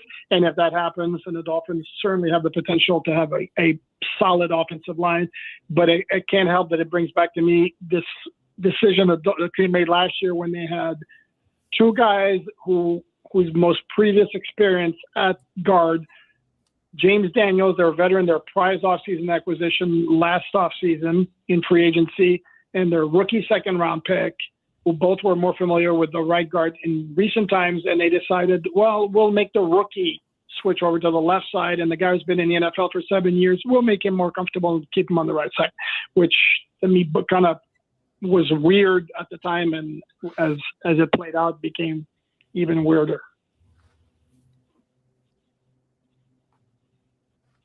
Well, Alan, I want to ask you about this Malik Willis thing, and what are your expectations for him? We heard guys talking about him yesterday, and I don't think a lot of people know what to expect. To be quite honest, when he eventually takes the field here for the Dolphins. But what are your expectations? What do you think their expectations are for him? I think their expectations are very, very high. Otherwise, they wouldn't have made that commitment. And part of it is the fact they spent 2 years with him. And this is a pet peeve of mine, is when I see coaches and hear coaches overemphasizing, what a great person he is and all that. I mean, that's good. You want good people. Don't get me wrong. But when you keep harping on that, it's like, okay, well, I mean, I'm a good person too. You don't see me playing quarterback in the NFL. You know, the ability and the talent's got to be there as well. My expectations are that he's probably not going to be as good as we saw in that start against Baltimore last December in that Saturday night game, and certainly going to be a whole lot better than he was in Tennessee. You know, and the problem with him is just there's no significant sample size, so there's a major unknown. I saw enough athletic ability that I think he could be good, but exactly how good, I mean, who knows? I think he'll be good, great. Let's see before we call that out. Alan, we're going to get a chance to see this Dolphins offense next week when they actually pull the curtain back on OTAs and take to the field with some helmets in their pajamas, as I call them. Devon Achane is one of those players who's not expected to participate in the offseason program until he gets his money. Yesterday we talked to Liddell Betts, who talked about how this offense, the terminology and language is going to be the same. There's going to be some carryover, so it's not going to impact Achane that much. But in Achane's absence, who does this open the door up for in terms of players who are going to get a chance to establish themselves more to be focal points of this offense? Would I be wrong if I said nobody? Because it's OTAs and it's basically all about installation. The second Achane comes back, I think everything looks the same. I guess the obvious answers would be Ollie Gordon too and Jalen Wright. And I think it's a big year for both of them because you saw flashes last year, and even Wright as a rookie, little, hints here or there that this guy could be really good, but it wasn't consistent enough. And I remember this time last year, we were all like, holy smokes, does Jalen Wright look cut? And he's going to be awesome because he's already was big and he's still fast and all that. And it didn't really materialize. So I think it's going to be a whole lot of Achane. And that situation is going to get a little bit bothersome, worrisome. I mean, at some point, I don't know exactly when, but at some point, because he's still not getting a contract extension, the Dolphins, if they're waiting on Jahmyr Gibbs and Bijan Robinson to get their deals in Atlanta and Detroit, that's only going to make it more expensive for Devon Achane because his agent's going to be like, look at those deals, want that, or close to it. So they got a little tricky situation there. Is that how you do your negotiations, Alan? Look at those deals, want that. Pretty much, yeah. See that over there? That's what I want. Oh, man. Alan, what's your expectation for Caden Proctor in year one? And how did you feel about that pick, which was obviously very polarizing down here in South Florida? It was very polarizing. I was on record, so I got to be consistent. To me, for the first pick of the Jeff Hafley, John Eric Sullivan regime, I was looking for somebody with higher floor, even if the ceiling might have been a little bit lower. And to me, Caden Proctor is a pick with a really, really, really high ceiling, but maybe a little bit of a lower floor with the weight fluctuation issues he had at Alabama, which kind of make my neck twitch a little bit. Or for another way to put it, make me a little bit queasy. My expectations for his first year, I guess the point of comparison for me might be Laramie Tunsil coming out of Mississippi in 2016 as a left tackle, played left guard as a rookie, where he was good. You saw flashes as a rookie, but I don't know if anybody would have been like, wow, look at what we got. So, yeah, that would be my expectation. And my biggest hope, obviously, is that we never talk about his weight ever again. For Alan Poupart here with us. Yeah. He is the host of the All Dolphins podcast, SI.com as well. Alan, I just want to follow that up by I'm sure you saw the video on Twitter. They put up of Ruben Bain and, how he's the greatest, player of in the draft, and then the Dolphins screwed up and because he's running these drills against no one. And, listen, I love Ruben Bain. I think everyone down here does. It is what it is at this point. But man, when they put out these hype videos and start talking these guys up, it's like, well, like what are we doing here? We're in rookie mini camp, and hold we're on, Hollywood. The already Ruben Bain hype videos look pretty like the Caden Proctor hype video is like eating Krispy Kreme. Like there's a difference here in these hype videos. Would you stop? Don't forget the best Ruben Bain hype video is him snatching the hat, not looking in the mirror, and just walking out to Goodell like, I'm going to destroy this league. Did you guys see the Fernando Mendoza video yesterday where the spiral? because he threw a beautiful spiral that that was slow mode to show all of its elegance and its grace and its beauty. Man, can he spin it? Those never fail. Every year, this time of year, it's like, or look at Caleb Douglas and how quick he makes his cuts on air on the grass with nobody around him. Like, whoa, can we simmer down now? Caleb Douglas moves like a gazelle, remember the Dolphins put out a Tua slow-mo spiral video and he underthrew the dude? No comment. But the thing with Ruben Bain, that was quite a controversial video. It was a controversial video. Oh, man. Ruben Bain fell into the same category for me as Caden Proctor, in that there was a bit of a concern because I don't care how good he was in college, and I love Ruben Bain Jr. too. Everything about him, he's a dog. He makes them. He squeezes out every single ounce of juice from his talent because of how hard he plays, but he's still going against history because of the arm length. And I know it's a ridiculous thing. He can play. If he can play, he can play. I don't care. To me, that the historical precedent is there. And, where the Bill Parcells quote, if you draft the team as exceptions, all you're going to have is, no, if you make an exception, you're going to have a team full of exceptions. And the same logic applies here. And it was like, I said this and I got some pushback on social media. If it wasn't for the fact that he played at UM, there wouldn't be this much furor over the Dolphins not taking him, besides the fact that he's a really good prospect. The fact he played at UM is just put it over the top. And it's like, holy moly, if he tears it up in the NFL as a rookie in 2026, we'll never hear the end of it. You never will. Actually, you never will. That's just from you. Yeah, that's true. Let's get to the defensive side of the team. The defensive coaches are talking today. I would make the argument, even though the offense is featuring a new quarterback there and new weaponry, the defense probably has a little bit more question marks and concerns, considering you're building an entirely new cornerback unit, you're building an entirely new safety unit, and you don't really have any proven edge rushers.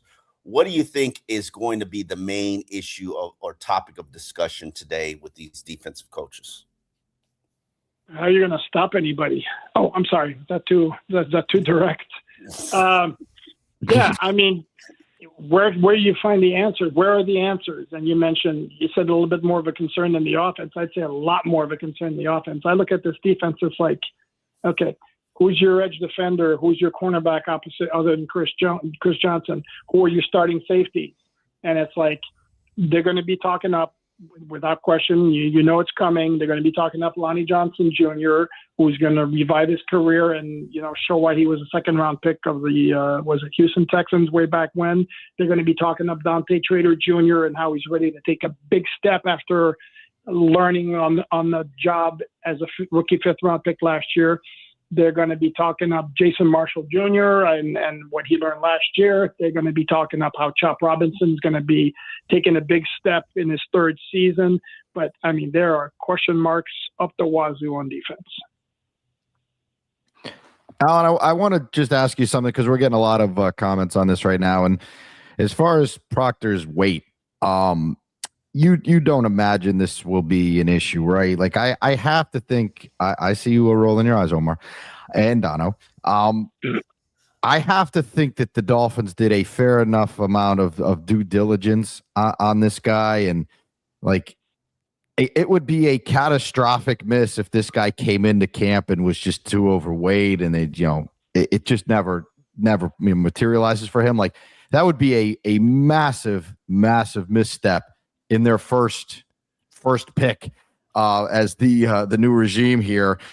There's no way this guy, right? It comes into camp overweight or weight becomes a problem early on for him. I don't see that happening.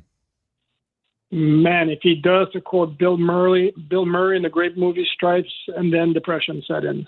Because that would be bad. Holy moly, would that be bad? And the fact that, and again, my hesitation with him is he had 400 pounds that they weighed the word as a freshman at Alabama, but then he came back for his 2025 season and he was still 380 per the reports. Yeah. And it's why you didn't learn that, and you didn't realize this is your final audition before you head into the NFL draft. Not that it wound up hurting him that much, but still, to me, it shows dude, seriously. And if that hasn't clicked in by now, and he shows up to training camp in July after being off for a month at a bad weight, then yeah, that would be, I don't know if panic button time is overstating it, but it would be very depressing. Yeah. Well, hopefully we don't see him at any of the local buffets or anything like that. At least the Dolphins, they're in Miami Gardens now. They're not in Davie anymore, right across from that that sushi buffet that we all love. That was a good buffet. Which, by the way, I live near, and it's still going strong. There you go. Nice. Yes. For me, from a weight standpoint, and this is the biggest concern, he is a big boy. If he spends a day under 340 pounds his entire life, I'd be shocked. Let's just hope he stays in the 350s and not in the 360s. Right. Absolutely. Fair enough. Yeah. Because you said, he's always going to be big, but there are different types of big, if that makes any sense. Alan, before we let you run here, if you can just let people know where they can find you. I know you're on SI.com, the All Dolphins podcast. What do you have coming up, and where do you want to send people to find your work here? Yeah, it's actually Miami Dolphins on SI.com. A whole lot of scheduled stuff popping up ahead of the release, the official release Thursday night at 8 p.m. And I will go on record as saying I love the schedule release week. I even loved when they leak out games here or there as opposed to just waiting until Thursday night. And then the latest news is the reported Dolphins appearance in Mexico City against the 49ers apparently was a bad report. It's now apparently going to be the Minnesota Vikings going to play the 49ers, which means we're back to what I would suspect will be one primetime game for the Dolphins with the possibility of a flex. But I'm not answering your question. Miami Dolphins on SI.com, the All Dolphins podcast as well. So you telling me I'm not going to Mexico? No, you're not going to Mexico, Omar. And it's probably for the best here because we'll just leave you over there. But Alan, how many times over under and how many teams mentioned Mike Vrabel in their schedule release videos on Twitter? You know the Chargers are going to do it. Although actually you figured they would, but apparently they've alerted the NFL office that they're going to be nice about it. I think you'd be surprised. I think it's going to be probably nobody. I think they're going to all, steer. Oh, come on. Oh, I think so. And if anybody does, it's going to be the Chargers. And like I said, apparently there's a note I saw somewhere there that they're going to steer clear of it. Do you think NFL sent out a memo? No Mike Vrabel shots. Saw something where apparently they do not butt into those things. The Colts ran into an issue last year, but it was some sort of trademark issue with Microsoft because they were using Minecraft stuff without permission. But supposedly, no, the NFL does not get involved. Could there be some pop-outs after the fact? Sure. But yeah, I think it's really touchy, and the fact that it involves personal lives and other people who don't have anything to do with Mike Vrabel, or not Mike Vrabel or Diana Rossini, specifically the collateral damage in this whole situation. I think that's going to keep it from being mocked. Yeah, well, I think the tabloids have it covered because I think they have photographers hiding out in the bushes at these people's homes because they seem to come out with new photos every single day, man, as this story gets creepier and creepier. But why would you not shadow Diana, following her everywhere she goes if you're a tabloid writer, if you're a tabloid photographer? We gotta sign Omar up for the paparazzi. We'll get him out of the journalism business. We'll sign him up for the paparazzi. Alan, thank you for the time, man. It's great to talk to you. We'll talk to you again soon. All right. Sounds good. See you in a bit, Omar. All right, see it. All right, Alan Poupart, kind enough to join us here this morning. That story, by the way, new pictures come out every single day. Now they got photos of like her and the husband, and they were kissing on Mother's Day, and it's like I just feel so dirty, like continuing to look at these things. Like it's just such a crummy story. It's a 6-year affair, man. That's why I don't buy it. That's why I don't. The affair is so long. You kind of feel like she's cheating on Mike Vrabel with her husband. Like when I saw when I saw that Mother's Day picture, like I felt bad for Vrabel. I'm like, when you name your child Michael, nothing's off the table here. I think this is our theory. I was talking about this with my buddies yesterday. That this was like an allowed thing, like an open, relationship type of thing. Because nobody is that crafty to do that for cheaters are that crafty, sir. No way, man. No way. Absolutely. Especially the way they were doing it, like out in public at bars and hotels, and there's just what do you think cheaters do? Do you think they just meet up in hotels? I think you meet in a remote cave somewhere, and at the Miami Airport Hotel. Yeah. I mean, I think I wouldn't be able to pull it off. Also, like I think in both of their Vrabel and her line of work, it's a little like you have cover stories because you're traveling all the time. Absolutely. So it's like your spouse doesn't, like they're used to you not being around, and I think that facilitates the situation. Yeah. Jay just asked what I'm talking about. Honestly, I don't even know anymore. Nobody I'm knows. Just giving a very weird theory on a very weird story.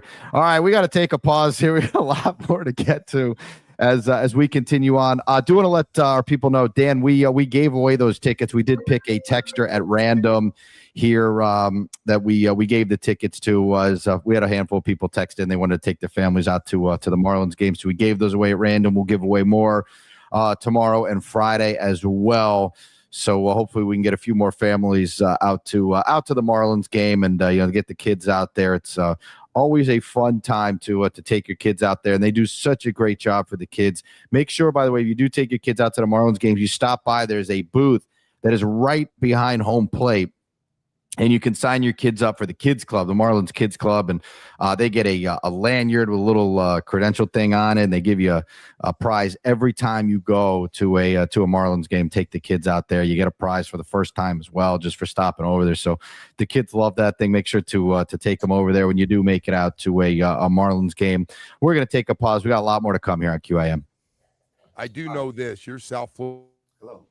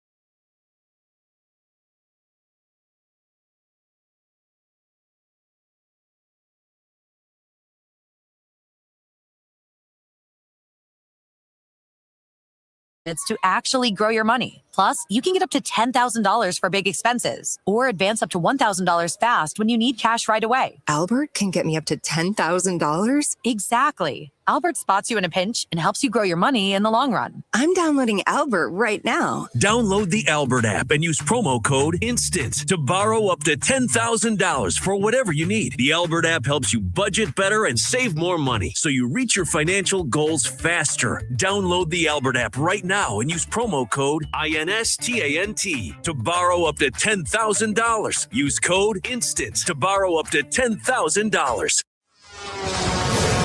Traffic on WQAM is sponsored by Lexus of Kendall and Lexus of West Kendall. Your home for the best price on luxury. Now featuring the all-new Lexus TX 3-row SUV in stock and on sale now. Call 305-KENDALL today. Police activity slowing you down out of Broward County. The traffic report is brought to you by the casino at Dania Beach. Slow moving I-95 southbound from Hollywood Boulevard. That has a right lane blocked. Also, Miami-Dade dealing with delays along the Palmetto southbound. You're slow from I-75 to Northwest 74th Street. That's traffic. I'm Elia Escobar on FM 104.3, and you can listen to WQAM on the Odyssey, iHeartRadio, and TuneIn apps.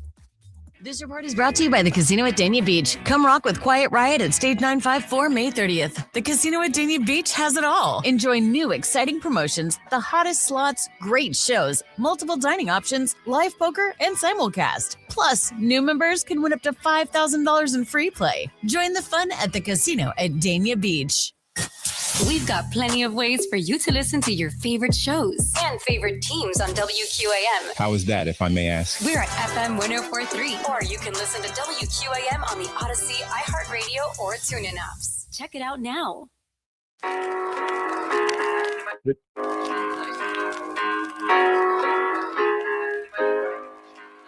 We've come a long way together through the hard times. Welcome back in here on WQAM. Hope everyone is having a great start to their Wednesday morning. Boy, that was an interesting interview with Alan Poupart. Omar rolled his eyes at me. Omar Kelly's with us, Alex Donno with us. There is no way Proctor comes into camp overweight, right? Like, this would be, as far as like screw ups in the Dolphins, organization, this would be a disaster. I think this is going to be fine. I think this will work out just fine, to be honest. But, and I'm just trying to put a positive spin on it for once, because I think the Dolphins' new guys deserve that. Deserve the benefit of the doubt that, at least have a shot before we trash them. But Omar, no way this guy shows up to camp overweight, right? I don't think so, at least not in his first year. But that's my thought, Omar. Like, he'll be on his best behavior first year, and then if a problem sets in, it'll be later. Here's the thing about it, though. He's a large human being, and that was part of the reason why they drafted him and the appeal to him.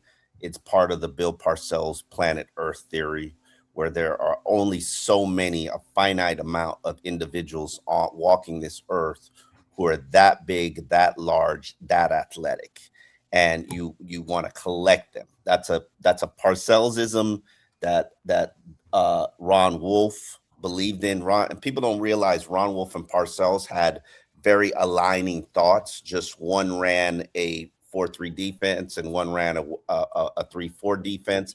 But they shared, even when Parcells was running the Dolphins, Ron Wolf was here all the time because they were buddies. They hung out together. They talked. And John Eric Sullivan comes from the Ron Wolf tree. Green Bay is built off the Ron Wolf tree. And so a lot of the thought processes align with where Parcells was back in the day. So the only problem and he is a big human being. I'm not going to say he's one of the biggest. People got upset when I compared him to John Jerry. John Jerry was big and fat. This guy is not fat. He's just big and thick.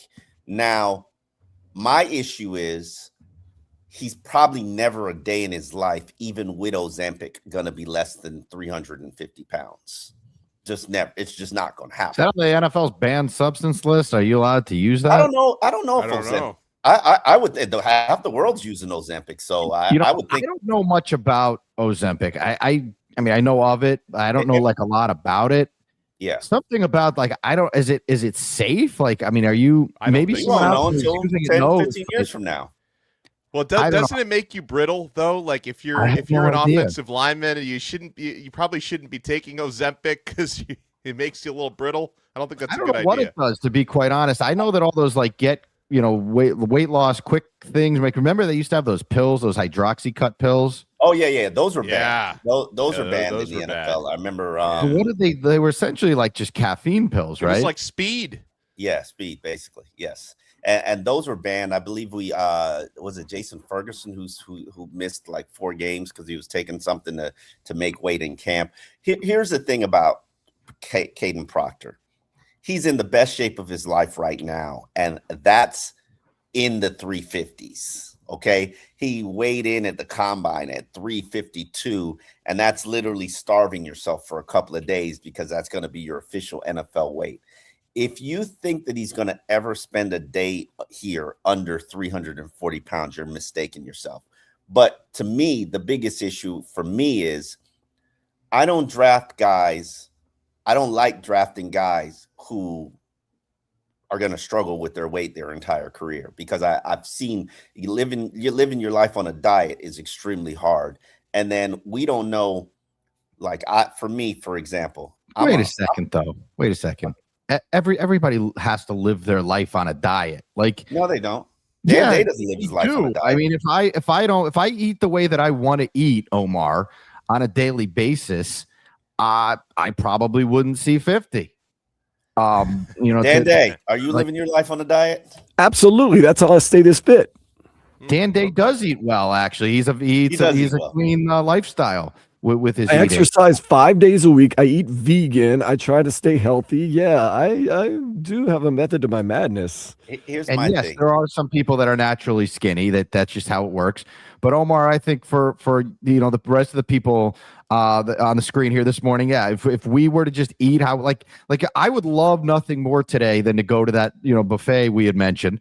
I mean, what a great place for lunch. I would love to eat sushi till I explode for $10. That'd be a great day for me. But we just can't. It is not $10. Number one, lunch special is like whatever it is. All right, yeah. Inflation lunch special, I think, is like $17. Inflation has hit you hard, and yes, it is probably up by a couple of bucks. But yeah, I'd love to do that. There's no question. But I mean, I can't. These are all choices, sir. All I'm saying they are is choices. It's also, it's kind of a life or death situation here, according to my doctor, at least last time I went for a checkup. Well, Donno should be the one speaking because he's the expert. He's been up and he's gone down. So Donno, can you live? Donno, you did lose a lot of weight. I did. I gained a good bit of it back, but not all of it back. But no, man, you have to constantly make smart and wise choices, and you have to kind of prioritize other things over food. And so in the case of Caden Proctor, I think you need to consistently prioritize the goal of what it takes to be your best self on the football field, and understand that you have to enjoy that more than you enjoy a meal. It kind of comes down to priorities. My problem is I'm an emotional eater, man. If I'm feeling bad and I'm feeling down, I want some pizza. I want some wings. You can do your job as a 400-pounder.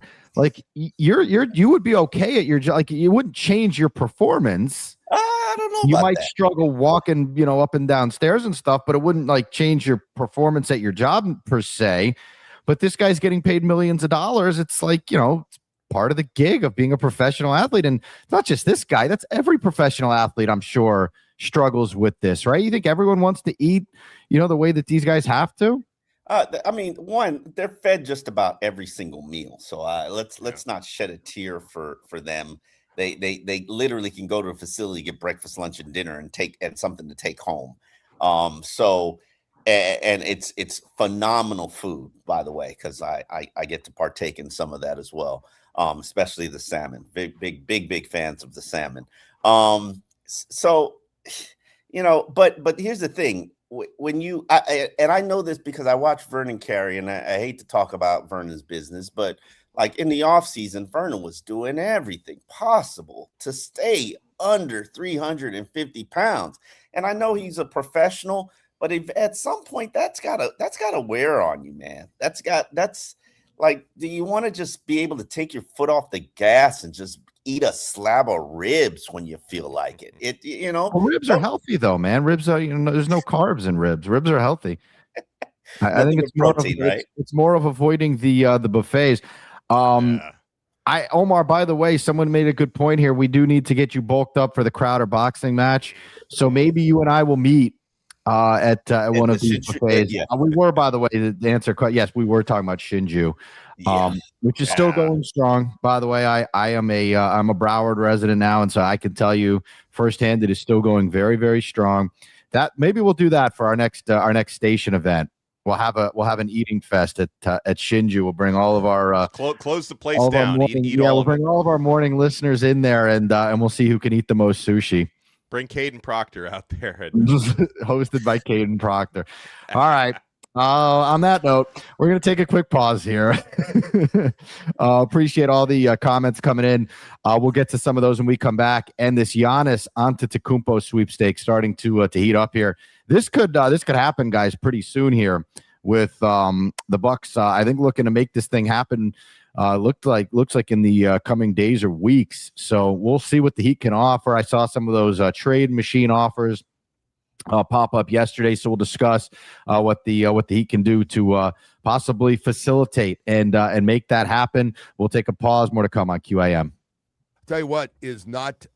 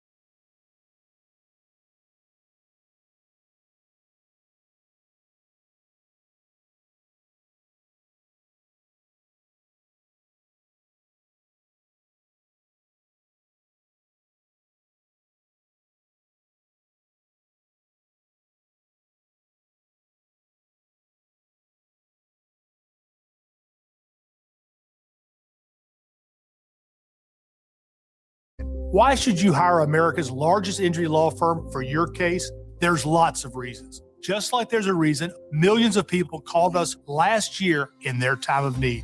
When it comes to fighting for justice and compensation, millions of people across the country trust us to go to battle for them. We became the largest injury law firm in the world for a reason. There's only one Morgan & Morgan, forthepeople.com. Injured? Dial pound law or visit forthepeople.com for an office near you. Did you know about 1 in 3 people with plaque psoriasis may also develop psoriatic arthritis, which causes joint pain, stiffness, and swelling? Does this sound like you? Listen to what it sounds like to be a million miles away. Tremfya guselkumab, taken by injection, is a prescription medicine for adults with moderate to severe plaque psoriasis who may benefit from taking injections or pills or phototherapy, and for adults with active psoriatic arthritis. Serious allergic reactions and increased risk of infections and liver problems may occur. Before treatment, your doctor should check you for infections and tuberculosis. Tell your doctor if you have an infection, flu-like symptoms, or if you need a vaccine. Imagine being a million miles away. Explore what's possible. Ask your doctor about Tremfya. Visit tremfya.com or call 1-800-526-7736. Traffic on WQAM is sponsored by Lexus of Kendall and Lexus of West Kendall. Your home for the best price on luxury. Now featuring the all-new Lexus TX 3-row SUV. In stock and on sale now. Call 305-KENDALL today.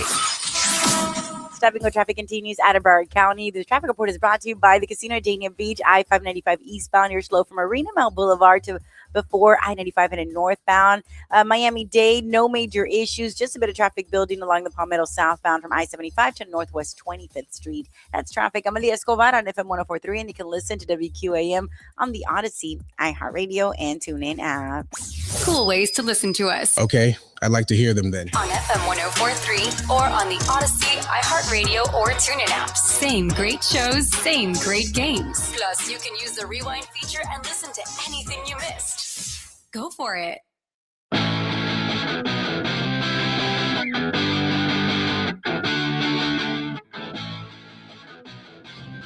All right, welcome back in here on QAM as we continue on this Wednesday morning. We're going to be saying goodbye to Alex Donno momentarily here. So, Donno, if you can, please let us know what is going on in the Locked On Canes world. What do we have coming up here? I know we got a basketball game, by the way, that has been scheduled. Miami and Florida will play in the opener. That should be a lot of fun there. As the Canes basketball team, they're gonna be loaded as well, Donno. But what do you got coming up on Locked On Canes here for us? Yeah, so clarity on a couple of different openers. You mentioned Canes basketball team. I think it's November 2nd, I want to say. First week in November, they're going to open in Tampa against Florida. We have the kickoff time for Miami's football opener at Stanford. They took it a little easy on us, 9 p.m. Still very late, but, you know, sometimes when you go out to California, they give you the 10:30 p.m. Eastern time special. So they went a little easy on us for that Friday night game for 9 p.m. I was watching Kirk Herbstreit on Pat McAfee. I can never tell if Miami fans like these bullish predictions or some of us hate it because we don't want you feel like the national media tries to set you up so they can knock you down. But Kirk Herbstreit, I think, picked Miami to win the national championship next year, which scares me a little bit, right? But we'll talk about that. I'll be answering questions as well from listeners about the roster, about the recruiting. So we're going to be opening up to listener questions today on Locked On Canes, and we're going to be shooting for 11:30 p.m. as we usually do to put that episode out. All right, beautiful. So we know where to find Donno. So 9 o'clock for the opener, huh? That's 9 o'clock Eastern. That stings, Donno. That stings. Now that really stings for you because you do post game here. Not as hurtful for the pregame host, which is me, but and all he cares about is himself. So yeah. Yes, Omar. Selfishly, I do. I like. You know your history.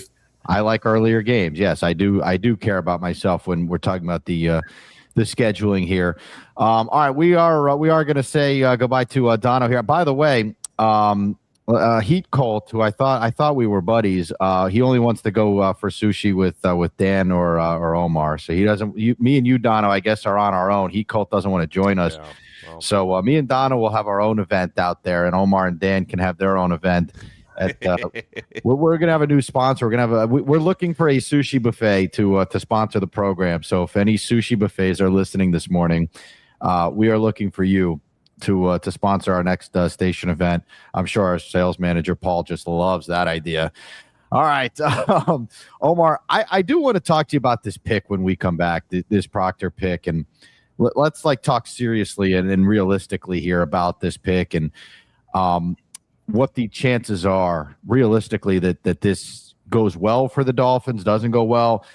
Because this is a monumental pick. This is a huge pick, and not just because of how high the guy was, but because of who you passed on to bring this guy in. Right? You moved back. There were a couple of guys that were there that you could have gotten. One, of course, being a standout from the University of Miami. So you passed on a lot to bring.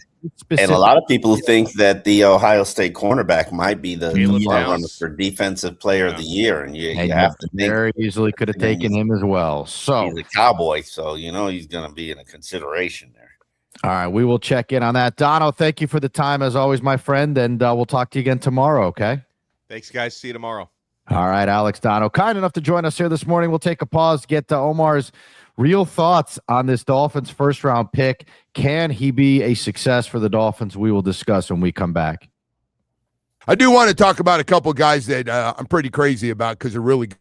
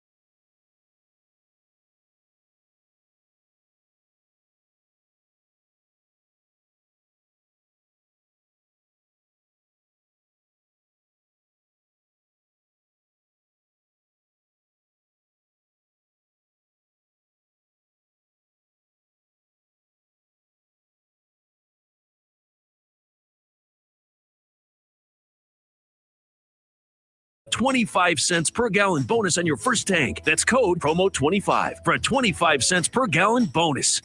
This report is brought to you by the Casino at Dania Beach. Come rock with Quiet Riot at Stage 954 May 30th. The Casino at Dania Beach has it all. Enjoy new, exciting promotions, the hottest slots, great shows, multiple dining options, live poker, and simulcast. Plus, new members can win up to $5,000 in free play. Join the fun at the Casino at Dania Beach.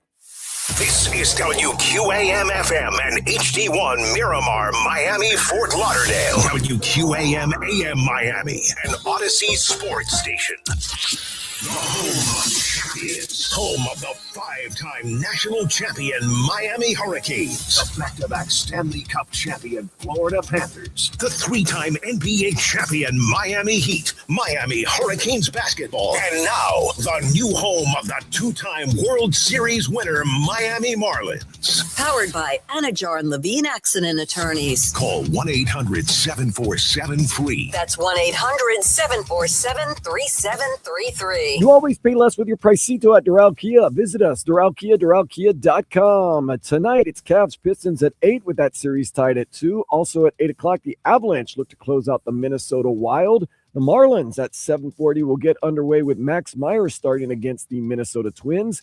Inter Miami takes on FC Cincinnati at 7:30. Also, Canes football going to kick off September 4th, 9 p.m. at Stanford. And Canes basketball going to start their season against the Florida Gators over there in Tampa. This weather report is brought to you by Tornado Roofing and Contracting. Storm season is coming. Make sure your home is ready.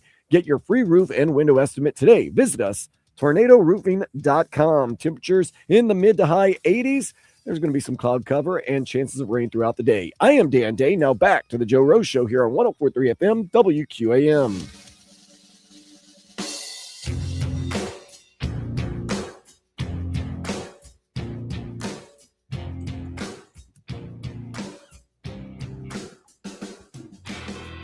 Where I come from isn't all that great. My automobile is a piece of crap. My fashion sense is a All right, welcome back in here on QAM. Hollywood, Omar Kelly, Dan Day with you. Thank you to Alex Donno for hanging with us. He'll be back with us tomorrow on the show. And Omar, we are keeping you out of Mexico here. Officially announced now that the Niners and Vikings will head to Mexico. So, Omar, you will stay on American soil for the time being. I wish we would have sent you to Australia, to be quite honest. I would have loved to have seen you on that 18-hour commercial flight there, but that will not happen for you. You dodged a bullet there. This thing with Caden Proctor is really going to be interesting to watch, right? And we had a comment here that the UM fans are so mad Bain wasn't the pick. That's why Proctor's getting the hate. Yeah. And that's exactly right.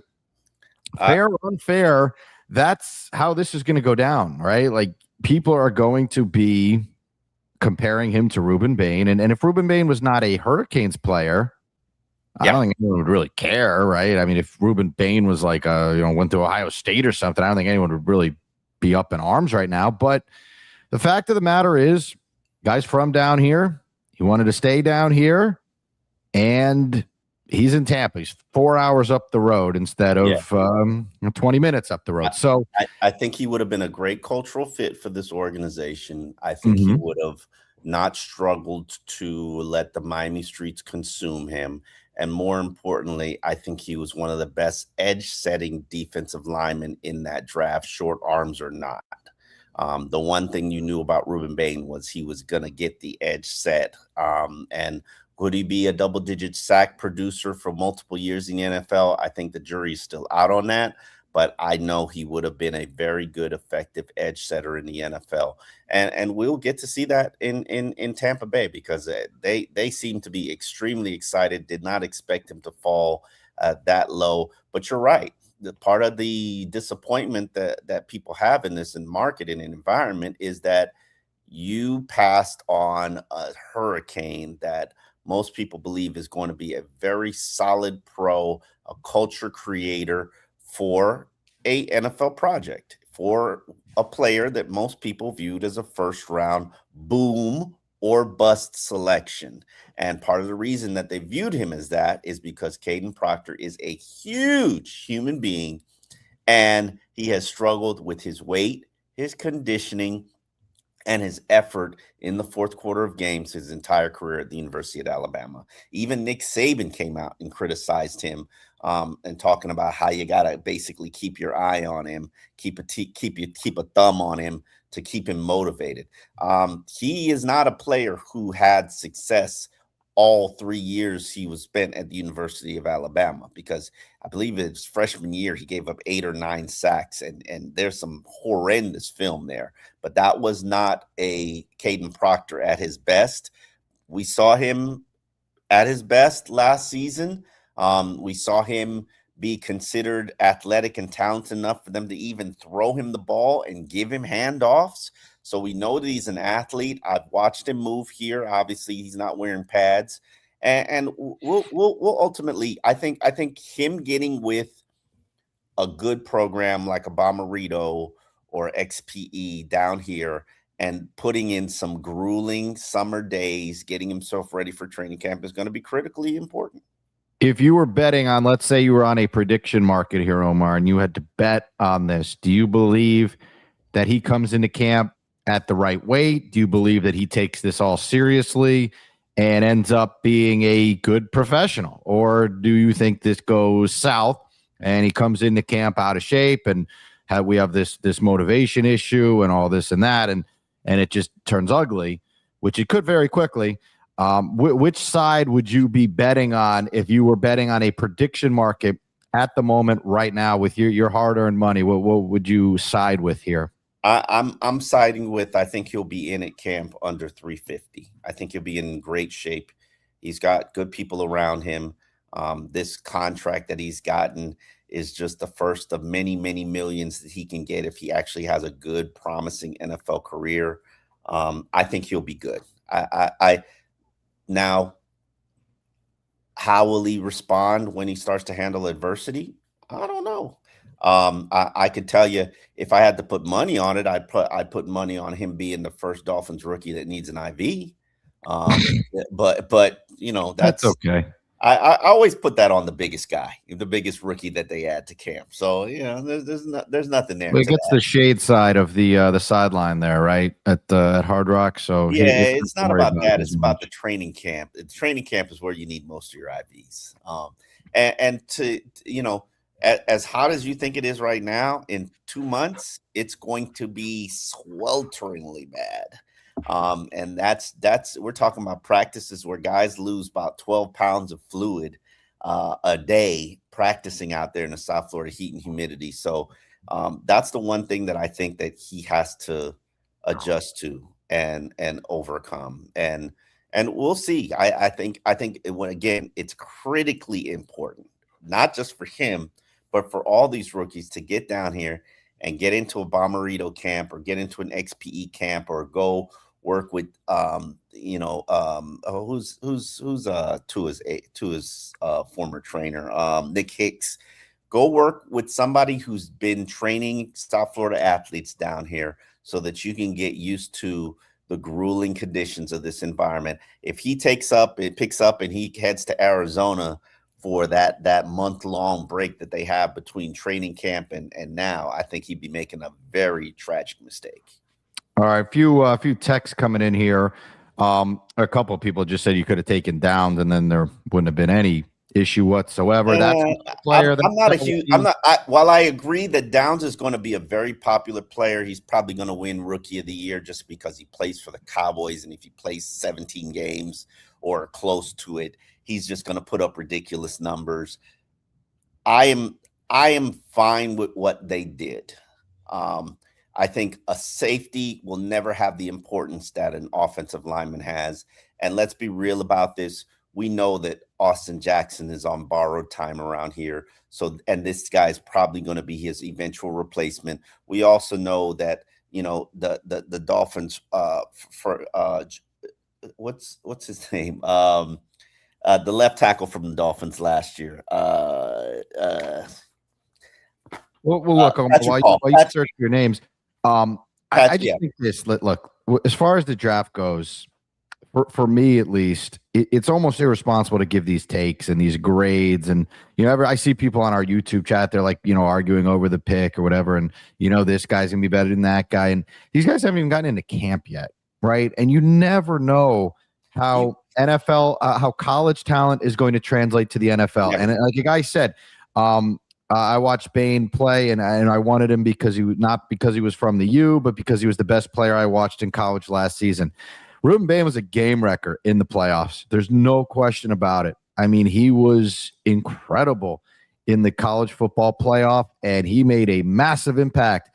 But again, I don't know, like with 100% certainty, Omar, I don't think you do either, which of any of these let's say first 13 picks, 15 picks, who knows who's going to pan out, right? Because there will be busts. We can There talk are about the every first single 200 year. History says that more than likely, your top player in your draft will be a first-round pick. Like it's look at the year Fred Warner was drafted in the third round. He's the best player in his draft class. Yeah. So again, like you never know, right? And you had quarterbacks taken in the first round. Like who knows, man? Like someone, Orlovsky thinks, Ty Simpson's QB1. Everyone loves Ostal Mendoza's QB1.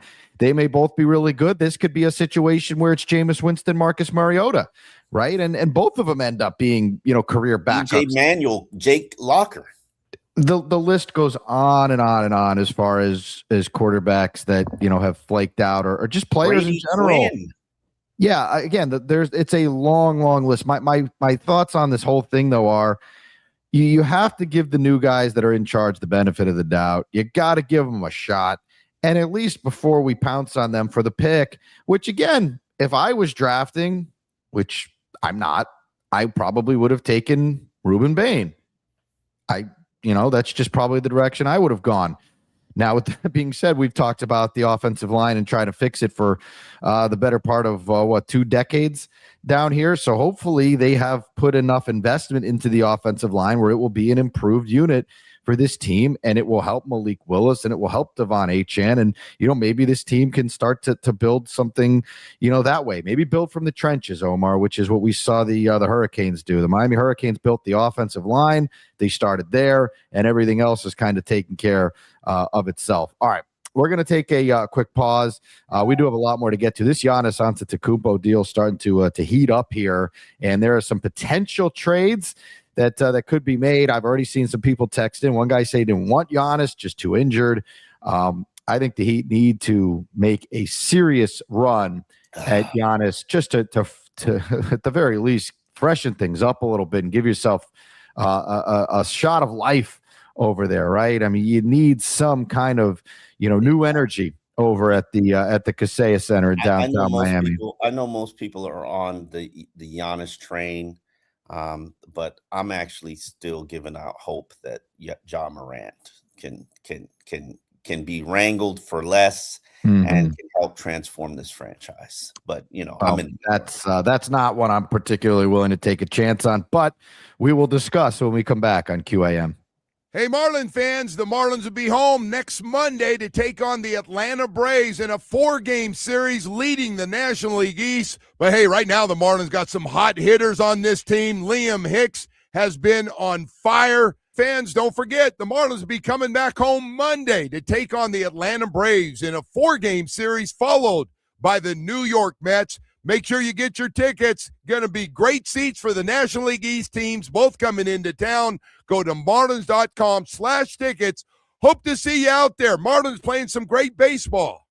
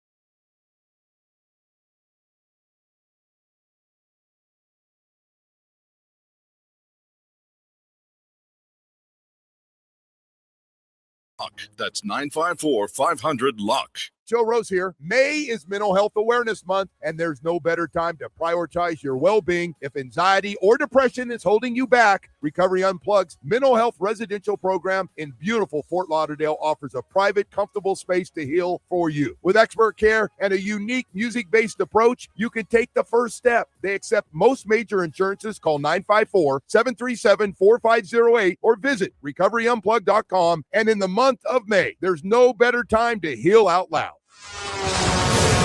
Traffic on WQAM is sponsored by Lexus of Kendall and Lexus of West Kendall. Your home for the best price on luxury. Now featuring the all-new Lexus TX 3-row SUV. In stock and on sale now. Call 305-KENDALL today. Slow moving traffic out of Broward County. The traffic report is brought to you by the Casino at Dania Beach. I-95 southbound, you're slow from Griffin Road to Hollywood Boulevard. Also tapping those brakes. In Miami-Dade, slow moving 95 Express southbound from Florida's Turnpike to Northwest 81st Street. That's traffic. Amelia Escobar on FM 104.3. And you can listen to WQAM on the Odyssey, iHeartRadio, and TuneIn apps. Your favorite shows. The games of your favorite South Florida teams. We've got them. Right here on the Q, baby. Catch us on FM 104.3 or listen to WQAM on the Odyssey, iHeartRadio, or TuneIn apps. Don't miss a thing.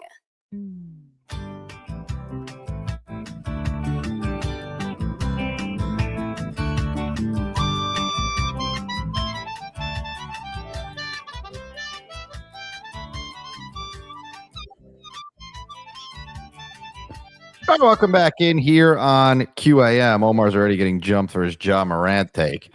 I don't know where you come up with this stuff, man, but Ja Morant is a mess, and that is not what is needed down here. Now, I get like peak Ja Morant, prime Ja Morant, fine, but Omar, this guy's got so many problems. And you're the one who leads the charge on the it's so hard to function in Miami because it's such a club city or whatever it is your hot take is on Miami. Why do you want to bring Ja Morant into that?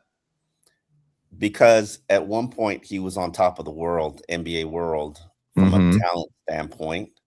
I do believe that Heat culture has done nothing but have reclamation projects. Probably might be the best team in the NBA at reclamation projects and keeping guys on straight and narrow, allowing them to live out their potential. And I believe you can get him for half the price that you can get Giannis. And is he still a superstar or is he not? If you think that he's lost his edge or lost his motivation or stopped caring about basketball, yes, he's done some really stupid things. Tremendously stupid things.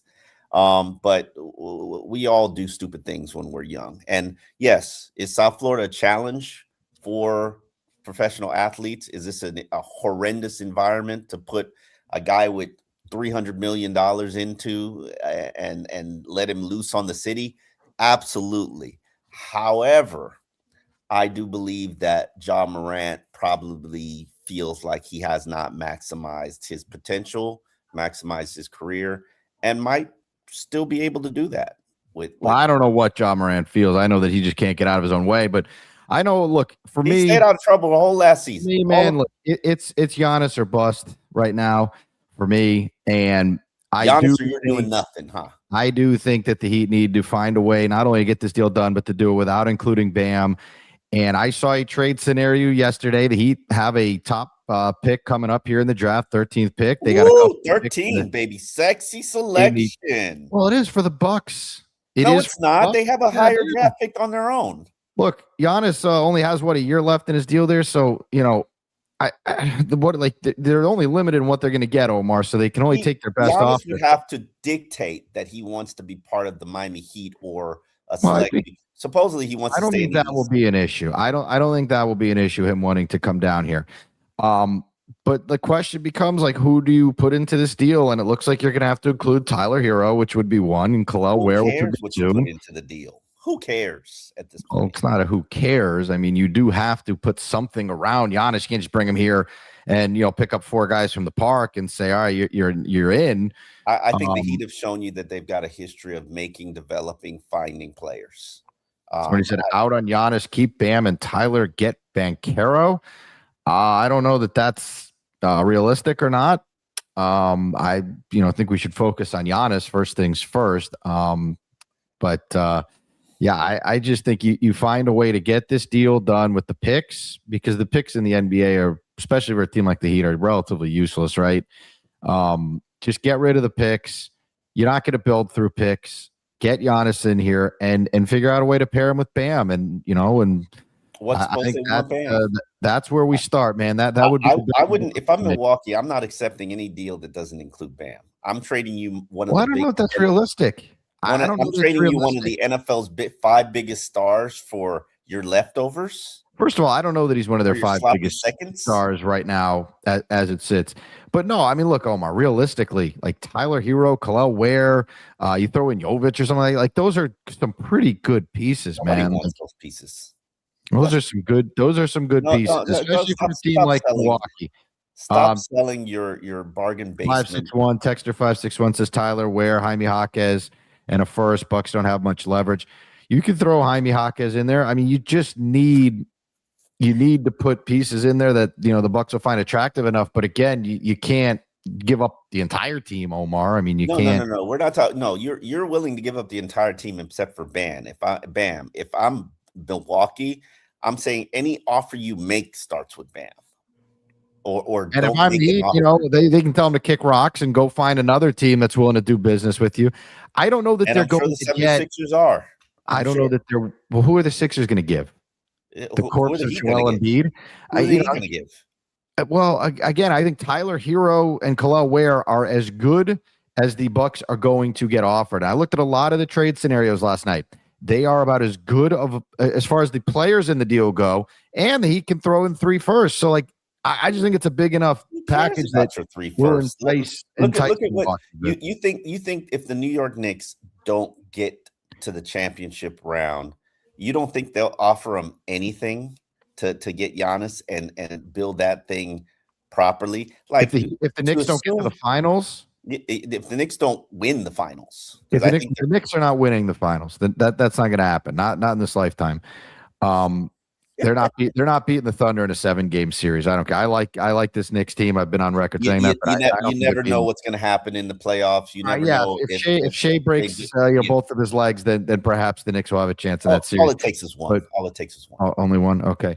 But I don't see the Knicks winning that thing. But look, the Knicks put together a really nice team. I don't imagine that the Knicks are going to, just start sending over Milwaukee to bring in Giannis. They are. Well, Omar, they're playing in the Eastern Conference Finals where they have a pretty good shot to win. So and they probably still can't get past the Thunder or San Antonio, because I'm not going to. And I know that the Knicks were included in that thing. They were on there, but I just don't know that the Knicks are going to be in a situation where they're going to want to start throwing their core at Milwaukee to bring in Giannis. I think it's more realistic. I think the Heat, to me, out of everything I looked at, the Heat had the best possible offer that the Bucks could be looking at. And this may happen, by the way, very shortly here. This could happen in the coming days and weeks here. I know the draft is coming up, and so they want to get this thing done.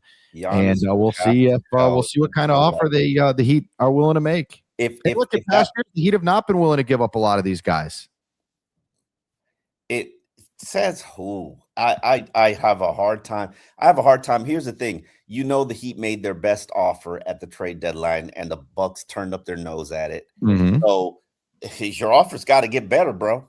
And pretty much the only way we know it's gonna. What do you think? Where was the holdup? Like Tyler was the holdup? Like, come on, Joe. Come on. This is.